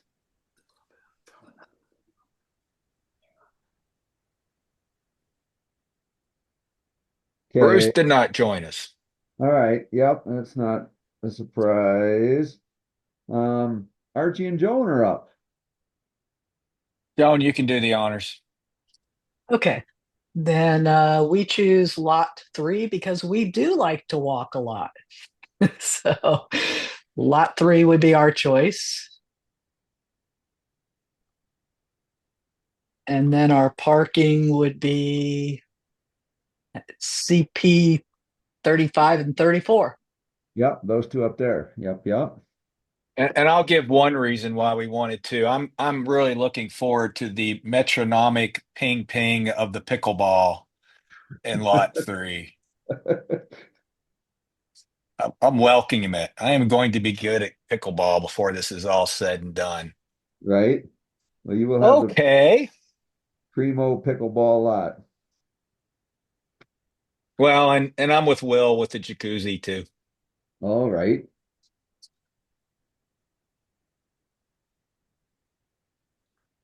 Okay, so we're at Eris and Will. Great to see you. Hi, folks. It's lot 6 for us. We really like the idea of being near the central hub. Although I have recently discovered that I also like pickleball, so I wasn't sure. I wasn't sure about it, but it's very But you're addictive. not a boomer. I thought only boomers liked pickleball. So, You don't know how old I am, Archie. well, if you're a boomer, I'm in. We bought our Yeah, own then you're paddles and King everything. Tut. Yeah. And then for carports, it was 28 and 27, right? Yeah, And we're gonna go for 2. that seems right. The next two. We are at a family function, so we might have to drop off after this, but lots of love to you all. Thank you for being here. Yeah, really appreciate it. Yeah, bye guys. Okay, Natalia and Alex.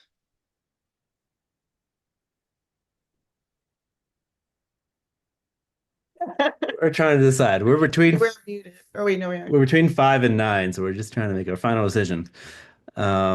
We had several iterations of choices, but now Should we say 9 now? A final preliminary decision. Yeah, final preliminary. I'd say 9. Muted for a second. All right, we're gonna mute for a second. We ready? Okay. Can anybody do the what's the theme from the game show? Yeah, like da, Jeopardy. da, da, da, da, da, da. Yeah. Okay, we're gonna say 5. Oh, 5. And then I suppose, I think our preference for carport would probably be on an edge, but it looks like there's not one right now that is not a CF on the north side. So probably CP29, CP30. okay. Mac, quick question. If you do decide to build the CFs, would people would they have the ability to repick and go in those CFs? I think we would know that before we do final carport selections, I think. I mean, that's part of the value of these Okay. is because if we see that, holy shit, excuse my French, we need more than 21 carports, then it would be like, well, do we need them in the north or do we need them in the south?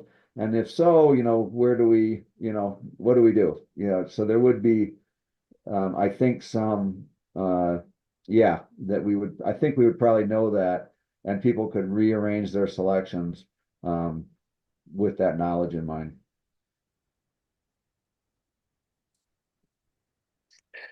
And finally, no, we got 2 more. Sorry. 2 more.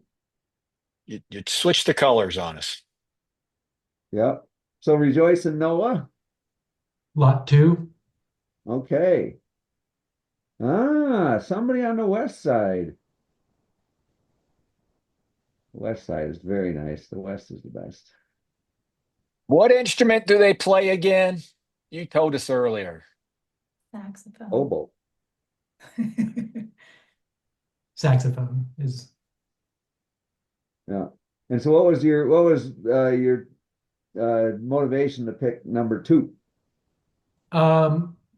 It's up at the north end and open to the north there. I think we actually kind of like the carport there and maybe having a more private backyard. Yeah. So mostly those. I mean, 3, like we talked early on, we talked about 3 also, but we already saw that, like there were multiple people above us with that as their first or second. And so lot 2 feels like a good choice to us for sure. Yeah.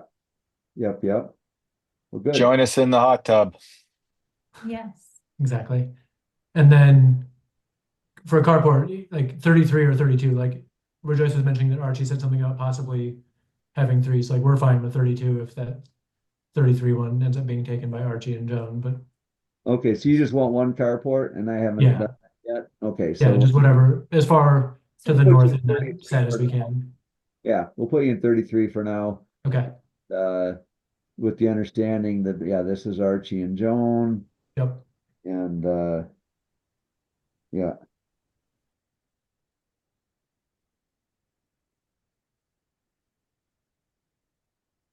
All right. And even though I said I was going to record all this stuff, I forgot to write some of this down. But you're writing it all down, right, Archie? I've got it all now. Yeah, Then we're good. the meeting's recorded and so forth. Okay.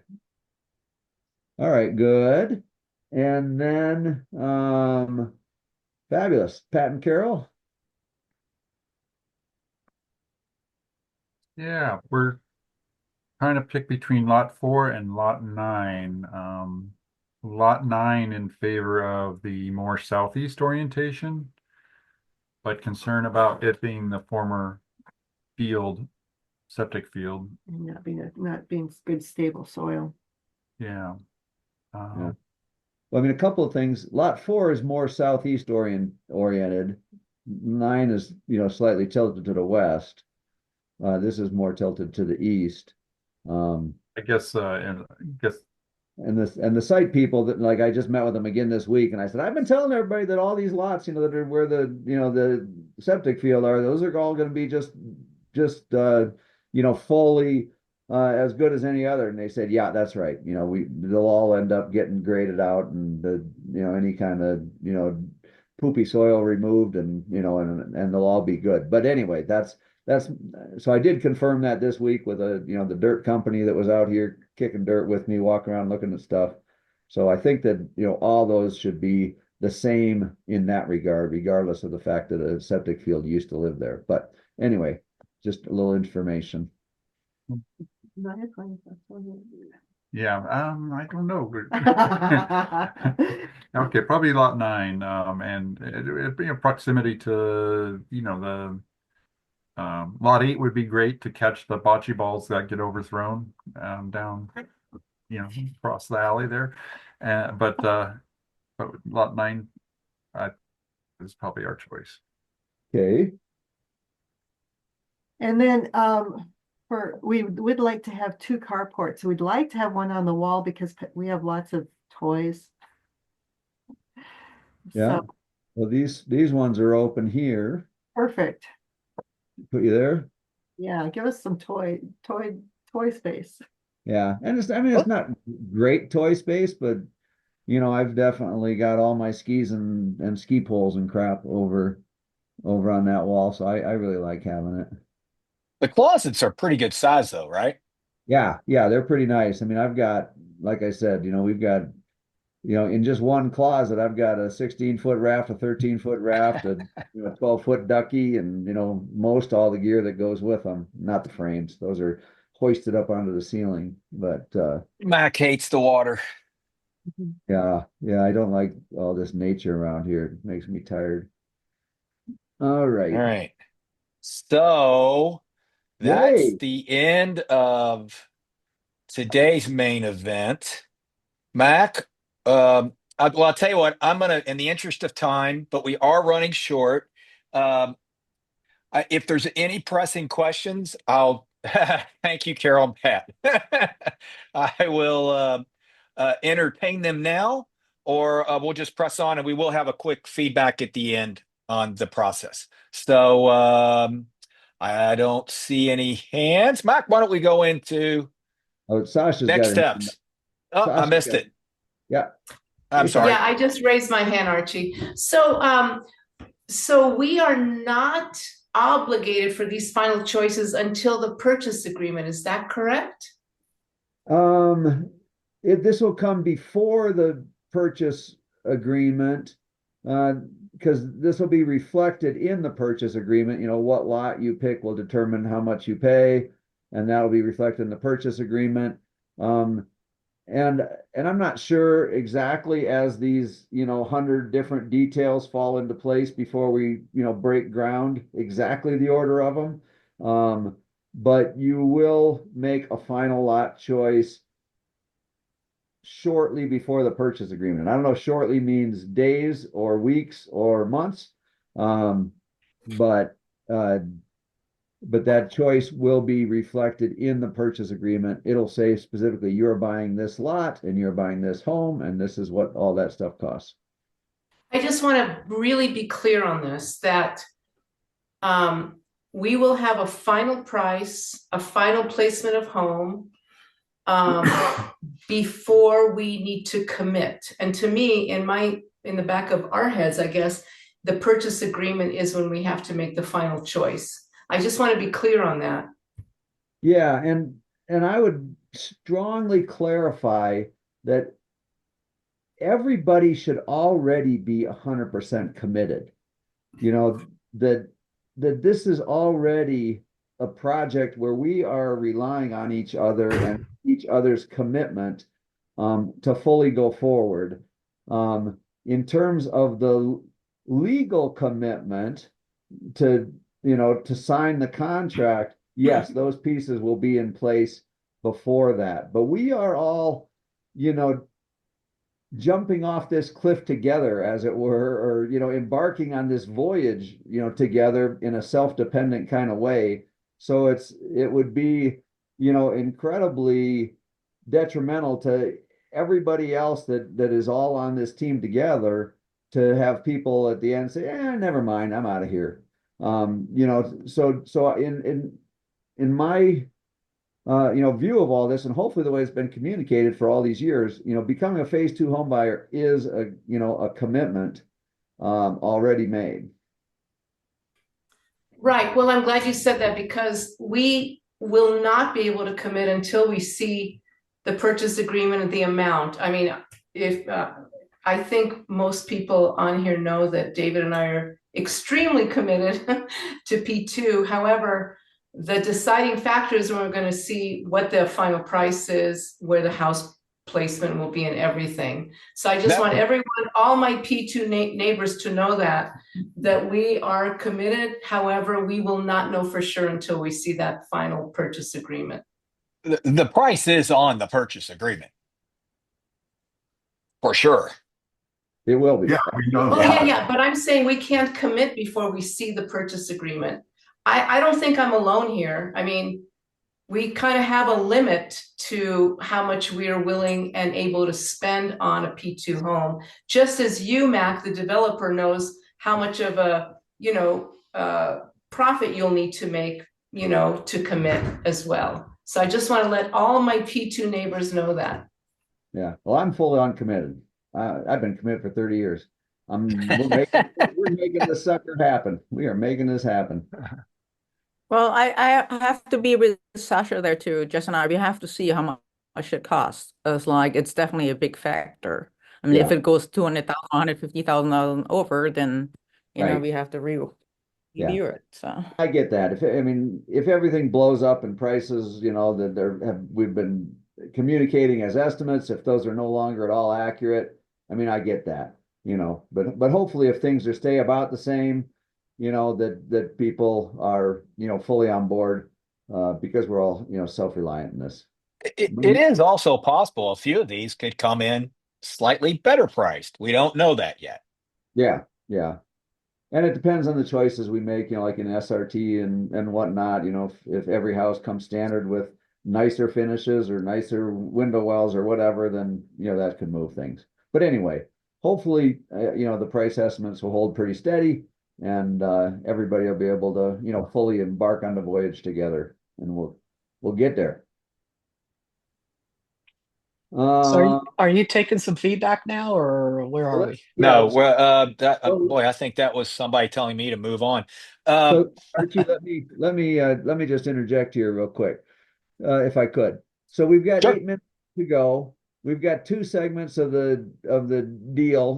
One is that I definitely want to cover, and I can cover it pretty quickly, which is the next step for phase 2 home buyers, just to kind of give you a vision of what's coming up in the next, several months. And then there was also going to be potentially an optional feedback time about the way the scoring happened and all that kind of stuff. So we could either do just the quick, look ahead part, the next steps part, and be out of here pretty close to 11, or we could open it up for feedback, and then we probably wouldn't be out of here, until 11:15, 11:30, I would guess, depending on how much feedback and conversation there is. Do people, well, maybe I do the next steps, and you let me know if this sounds okay to you, Archie. We do the next steps, and then we continue on with feedback for anybody that wants to provide feedback, but other people that need to leave, at the top of the hour, or close to it could do that. Does that sound okay, Archie? Yes, but I'm going to ask a question. Does anybody need to leave? And I'm glancing at everybody. If you need to leave, raise your hand. Okay, because I think the feedback might be good for folks to hear all the way around. But that sounds like a great plan. Let's press on. Okay, so let's do the next steps. We'll jump into that, and then we'll backtrack and hit the feedback stuff. So, all right, so everybody sees this next step for phase 2 home buyers. So basically, and a lot of this stuff has been reviewed in the past, but I just want to make sure everybody's up to speed on it. So 2 big things that are coming up right away. Well, the SRT work for the people that have volunteered to serve on the spec review team, that work will be quite significant and intense, especially after we get a builder on board and we start ramping up that work to get all those details in place so that we can have final design decisions made. And then word of mouth, filling the bus, even if you're not on the membership team, even if you don't have a specific role in that, the number one way that co-housing communities find future members is through current members. So, please reach out to anybody that you might know, have them come to a Fourth Friday potluck, have them visit the website, have them come to one of our new monthly virtual tours, which are every month on the 15th. And this is for Archie, at 1500 military time. So 3:00 in the afternoon on the 15th of every month. So that's those 2 pieces. And then this is in terms of kind of finalizing decisions by the home buyers and moving into the home purchase contract. So the final lot and carport selections will be made at some point coming up, and it'll be just like we did today, only it'll be final. And then options and upgrade selections. And we don't know what any options and upgrades that'll be offered yet are. That's all a result of the SRT work. And then, and it might be that this doesn't happen until later on, but hopefully it'll happen, as it's indicated here before home purchase contract. And then everybody, when we enter into the home purchase contract, your deposit will increase to 7.5% or 10% of your total contract price. And 7.5% was the way the original contracts were written. And I think starting with Archie and Joan is where we have a 10%. So it's going to differ for different home buyers. And that was just kind of, oops, we should have done 10% all along. But then we switched to 10% once we already had, signed contracts in place for these other folks.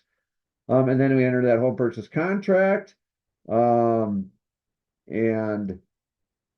then we build all the homes, and then you purchase home and move in.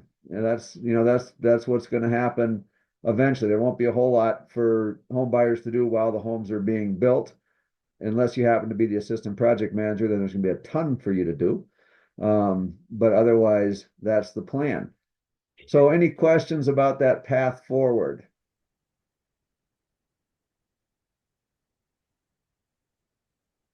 Oh, that's good. Don and Tom have a question. So close. Don and Tom, please. You're muted. They got it. So we have a 7.5% deposit. We do due when the purchase agreement needs to be signed. Is that correct?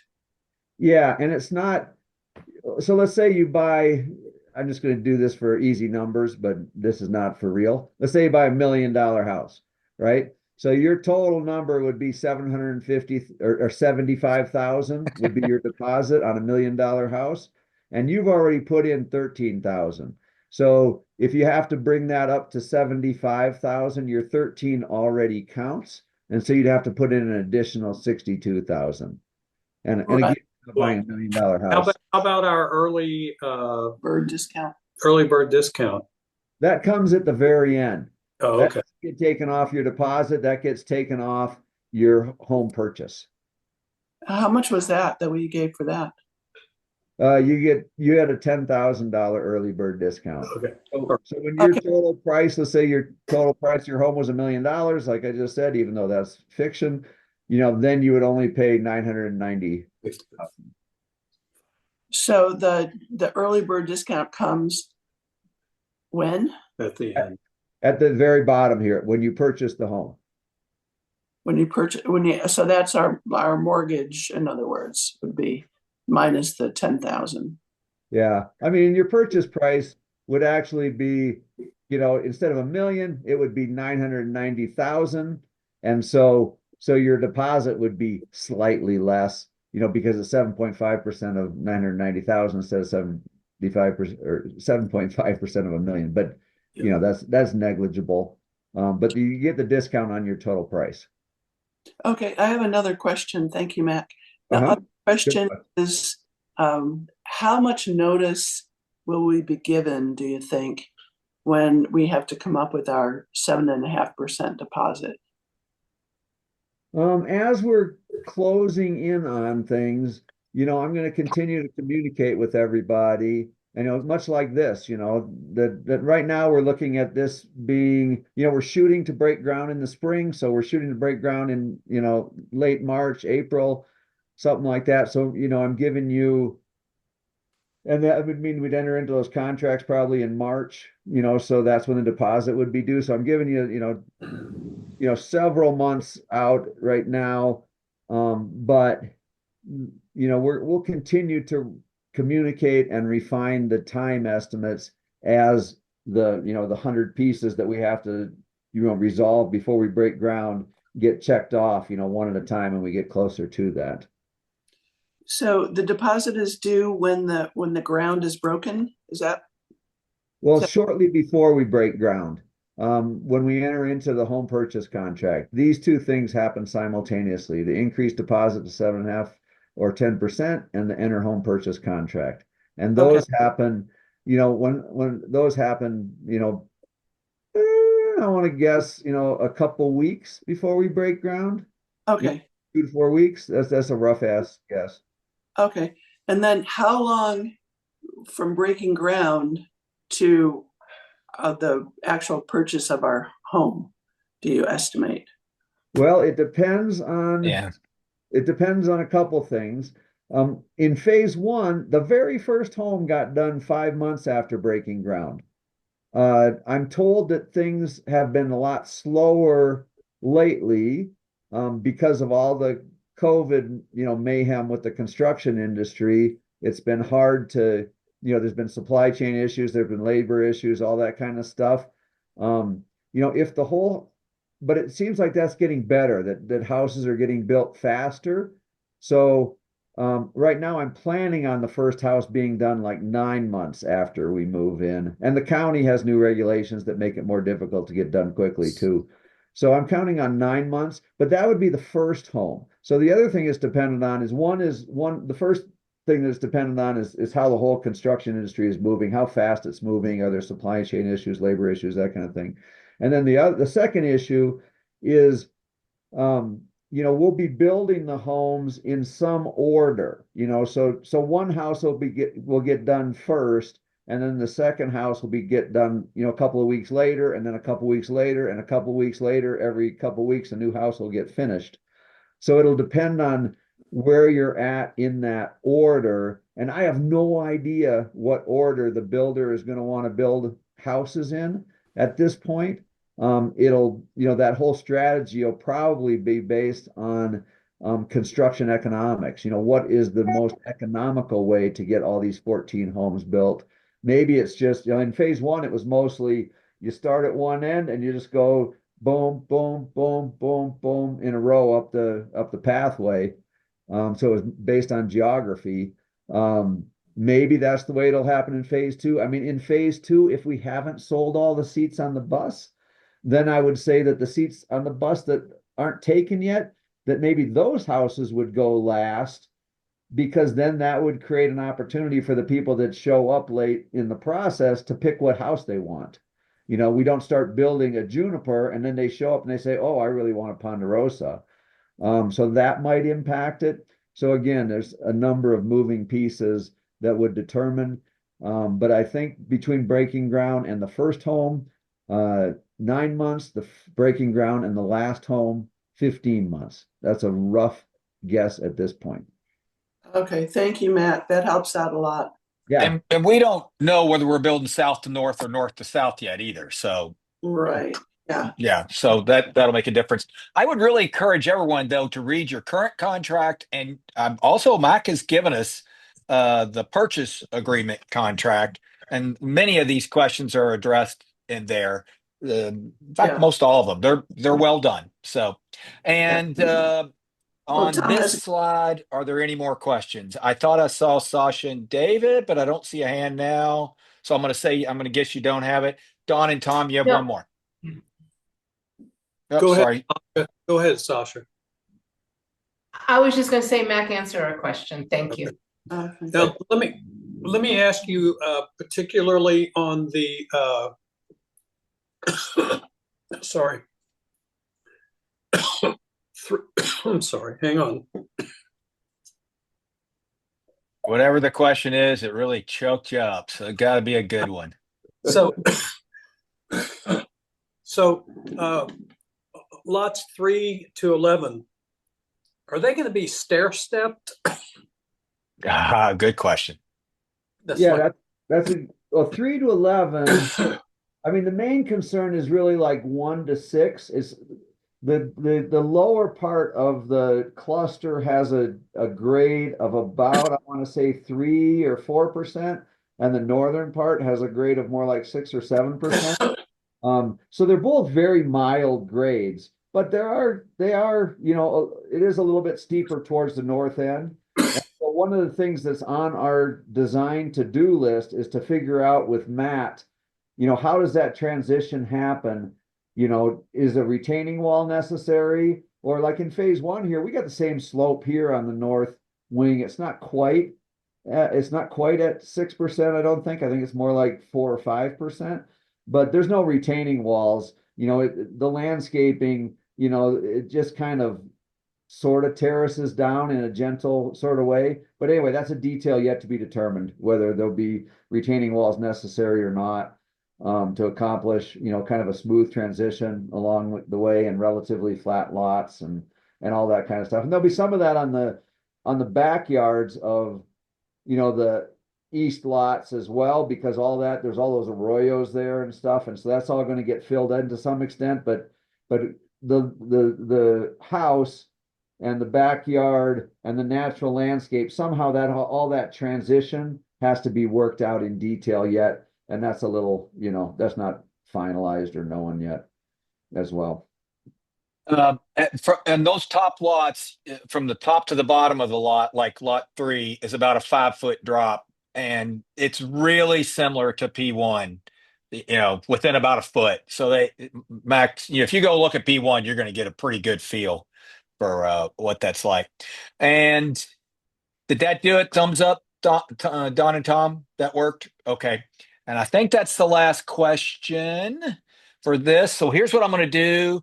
I'm going to combine the feedback, and I would appreciate any meeting critique. And I'm going to go straight down our seniority list, if I may. If you don't have any feedback or critique, just say that, and we'll move right along. Sasha and David, what feedback on the process of today and the meeting critique do you care to make, if any?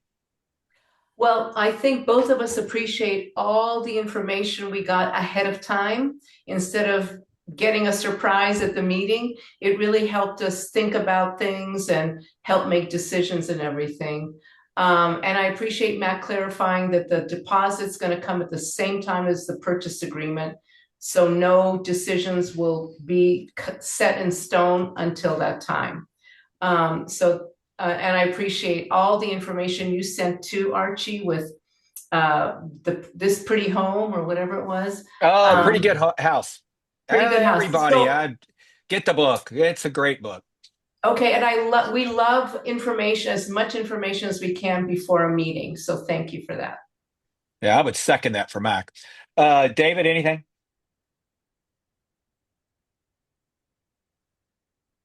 Go ahead. I second what Sasha said. Okay, thank you. Shelley. Yeah, I would just second what Sasha said. It was a great meeting, great information. I actually did not receive Mac's email for some reason, so I was scrambling at the beginning, but thankfully caught up quickly. And yeah, it's very exciting to see people actual names on these lots now. So Yeah, Mac, you didn't in the background. I sent it to her real quick. I'm impressed with your ability to get all that. That was quite a long email. So sorry about that, and I'm glad you got it. So that works. Anything else? Nope. She went to other ed, so that's good. Dawn and Tom, any feedback? Yeah, I thought it was a great meeting, good information. I love that we started talking about the fire mitigation issues as well. So I look forward to the meeting on that also. Yeah. Yeah, great job, Archie and Mac. I like the way things went. Mac deserves the credit for this one. He did all the hard work and heavy lifting by a considerable margin. So. Yeah, that math was amazing, Mac, that you worked out all those numbers. Well, if you had seen P1s compared to ours, this was much easier to understand. This was this was a tour de force. So yeah, I second that. Yeah. Yes, then Nicole. Since I joined 42 minutes into the meeting, it weren't perfect. I got all the information I needed, so nevertheless. All right. Joan. I'd also welcome any feedback, about the scoring of the different lots as well, just that whole process and how it was put together. If there was any, because a lot of, I talked to other people, but mostly it was my own looking at it and thinking about it and subjective evaluation of lots. And one thing that I was like, oh, everybody without any regard to money said they wanted the nicest lots, which is, the east lots. And I thought, well, they're going to end up paying more. Am I going to be the bad guy because I'm telling them they're going to have to pay more? And everybody going to say, I don't want an east lot anymore. But as it turns out that, I'm kind of glad to see that, people still chose those lots and it was, the price difference isn't isn't that much, $5,000 or $10,000 on an $800,000 home purchase. And so. Yeah, I think you did a great job. Yes. Joan. Yeah, just a little bit of feedback. My comments, I'll preface it with my greatest concerns are that we not lose any buyers. And, we still have a lot of unknowns about costs and escalating costs. So I'm just a little bit, concerned that things keep inching up and up, and that could mean that we lose some buyers. And that would be the worst part of this because, we still have a number of lots to sell. I guess my feedback is the carports seem. I know you don't know yet, Max. So the 20,000 I realize is a wag, but it seems high. I hope it will come in less. The current carports, I think in P1, which I think ours are going to be extremely similar to those. I think right now some of the ones that sold recently were like, somewhere in the range of $7,000 to $10,000. So doubling the price is, seems like a lot. I just felt like the lot selection premium and discount, it's ironed itself out, but was it really necessary to do all the subjective stuff? I do understand objective measuring, how far to your carport, do you have a no neighbor in your backyard? Those are all very objective measurements, but subjective is subjective. And I kind of felt like we had the queue that worked well. The people that got in early because they wanted to have an opportunity to choose the best lots. Luckily, it worked out that people did get the best slots, I think, that in their own minds. I don't know if everyone feels that way, but so I just feel like it wasn't really necessary. I do have a question for you, Mac. How did you come up with 212,000 for lot value? Because we got, just for everyone to know, we got our a lot appraised as part of the appraisal process that we shared with everyone on the house. And we're happy to share that lot appraisal. If anyone's interested, just let us know. But quite a bit of difference in how the lot appraised and what your $212,000 amount is. So Yeah. I don't know how that came to be. And yeah, I can answer that quickly. And this applies to carports too. You know, everything is priced simply on cost, of, you know, basically what it costs to design the carports, what it costs to build the carports, 10% contingency, 3% profit for tar development. And so whatever the costs are, that's what the price is. I don't think, oh, a carport is worth about $20,000. It's just like, what does it cost to deliver a carport to you? And so, and again, that's just a wild ass guess. But if it's accurate, I mean, I can't just say, well, it's gonna cost, you know, 18,000 to build you a carport, but some people have said they'd rather buy them for 12,000, so I'll sell them for 12,000. I mean, that's just not going to be the way it'll work. And for the lots, you know, it's the same thing. You know, the people that do appraisals, they're just used to a lot this size. That's what it's worth in Bayfield, Colorado. But the reality is that these lots, you know, they come with 350 acres of open space. They come with a common house, a workshop, a greenhouse. They don't consider any of that stuff. And all those are costs, you know, and the design, you know, all the different costs, you know, feed into what that number is that the lot costs. And again, when we sell you a contract or enter a contract, it's not going to say, well, this is the lot, this is the home, this is the, you know, the amount. It'll just have the amount, and it'll be blended of house and lot, because we're not going to sell any lots independent of houses in phase two. But it's kind of the whole package. And I, you know, when that appraiser came out here, I had that conversation with him, and he said, well, that's just the way we do it. And, you know, so it's not going to, the lot price, you know, that you've seen here is not going to match up with, you know, kind of other appraised lots in Bayfield, because there's nothing comparable, you know, to be honest. Yeah. Okay. Joan, So anything yeah, else? yeah. Just obviously, our most precious thing is time and not losing buyers. So that's all I'll say. Great. So my quick comments were the same, as far as I really want to be neighbors with all of you guys, and I don't want to price anybody out. I will say I think the results really spoke for themselves. We almost all picked the exact same lot we had last time, regardless of discounts or premiums. So that is fantastic. Um, I also want to make sure that they will appraise when the time comes. I'm pretty confident right now we're in good shape. So hopefully that'll be the case. And Mac, we never used wild ass guesses. We used scientific wild ass guesses. So you need to get the swag down better than the wag. Okay. That's my only comment. Eris and Will are gone. And Alex and Natalia, you're up. All right, thanks. Yeah, we really appreciated all the info and all the thought put into the discussion today. So thanks all for that. I think a couple comments.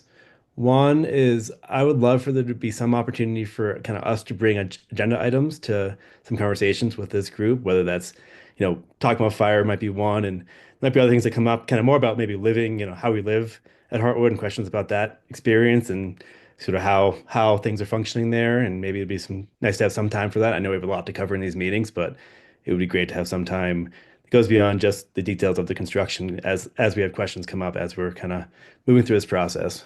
And yeah, other is on the carport question. I also it feels like the 20,000 estimate. I know it's a swag. Just an estimate, but I think it would be nice. I don't know if it's possible to once we have a better sense of the pricing, have conversations about that if there's any option, conversations about design and whether there's options that are less expensive if it does come out to be quite expensive, to have some process for that. I know that adds time and potentially more cost for design, but if there it is ends up being a cost issue, maybe having some flexibility in what those look like could be helpful. That's all I got. Alex, both Mike and I would welcome if you could send us topics you have in mind. Um, that goes to everybody. He and I are working through, okay, what are we going to do on this meeting and what's important to people? If we don't hear from you, we don't know. We've got to guess. And a lot of times we know what needs to be done, but I'd welcome those. Mac, a real quick question. I forgot about the attics on the garages. Were they built with the stairs that came down, or did you have to add those? No, that's kind of a funny story because the carport that, like our carport in the east parking lot, it was just trusses. And so Ted and I, Ted was one of the original phase one founders way back in the day. And so he was right next to me. He lived in house number 17. They were our immediate neighbors. And we said, well, we should put some flooring up there. And then so we put it in the whole building, the whole 6-bay carport. And then we put the drop down ladders. And so it's been incredibly functional. Not all the phase one carports have that. And then so we were talking to Matt, in carport or preliminary carport design. I did some of that work with him in March. And I said, this is what Ted and I did. And that's really been good extra functional space. And he said, that was part of the original carport design. And I said, you're kidding. And sure enough, I looked through the old blueprints and it said, to provide flooring, and we missed it. The builder missed it. We missed it. People got their carports without that. Of course, the builder warranty period is long expired. That's just like water under the bridge. But we fully intend to put it in the drawings again in phase two and actually follow through and make sure it shows up in Yeah, phase. I might have something to say about that. So, yeah, it's a fantastic idea. Although I would share Alex's point that if that helped with price, maybe we end up doing it later in order to help with price. I don't know, but it's great. It's a great space, and Yeah. I forgot all about it. Yeah. Alex, thank you, and to everyone, if you have topics, please do let us know. So, and we'll gauge who wants to do what's most important. Rejoice and Noah. Nothing that's already been said. I'm That feeling hasn't already been said. that hasn't already been said, so I'm complete. Yeah, I'll just express appreciation for all the information and the hard work that Mac and Archie are putting into all this. Yeah, thank you. It just dawned on me, I'm only about an hour and a half away from. If you guys want to get together the next week or so, let us know. That'd be We're great. here. Yeah. Yeah. Well, we'll get in touch. Yeah, So, please do. all right. Carol and Pat, what do you think? Nicely run meeting once again. I really appreciate all the hard work that goes into running these meetings and the thought behind that. So thank you for that. I wanted to echo some of Joan's concerns. I am curious because we are one of the people that really want to have an ADU and want to have a dignified way to access that basement as an ADU. So the lot placement, being able to put some kind of stairway in or somehow access that is one of our high priority items. So thank you, Joan, for bringing that up. Anything else, Jeff? Okay, that's it for us. Okay. Thanks to everyone. Any last minute meeting critiques? That's not asking for anything. I just have a little reflection. Just I found it interesting that in phase one, once the lot pricing got put on, a lot of movement happened. A lot of people specifically chose a lot, because it's a discounted lot and money is real important to me. And I've heard some talk about money being important, in phase two, but nobody chose a lot, Yeah. because of anything. So that was just an interesting. It was part of our thinking. I didn't mention it in our Okay, preferences, but so that was part part of of it your for us. thing. Okay, thanks, Noah, and rejoice to mention that. But so that was kind of an interesting piece. Another interesting piece, in phase one, I think that people kind of thought about who they wanted to be neighbors with, and picking lots. And then the other piece I just want to mention is that I want to be, super sensitive to everybody in terms of having discussions about, fire and lot placement and this and that and the other. And I also want to I need to balance that with guarding, my time, Matt's time, the whole process, because if we handle all this like typical co-housing stuff where we have hours and hours and hours of, we don't do that all the time, but it can be that way sometimes in terms of, lots of hours of discussion and things moving very slowly. That's not going to get our project built. So on the one hand, I want to be super receptive to, conversations with phase two home buyers and input from phase two home buyers. On the other side is I know that it's going to be just crazy intense. There's an expression that pops in my mind that's not all that, appropriate in mixed company. But anyway, really moving forward quickly, to balance that out, because there's so many things that have to be figured out that there's not going to be time to say, oh, let's stop and, have a big conversation with all the phase two home buyers about this thing or that thing or that thing. And we just have to move it forward to get this thing built next year. Next year and, however long it takes to finish up into 2026. So I'm aware of it. And I'm trying to balance all that for the benefit of the whole project. All right. I think that's it.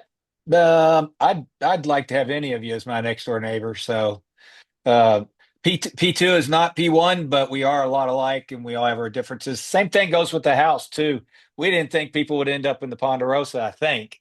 And that's turning out to be the most popular. So what do you know? I think that's it, Mac, unless you have something.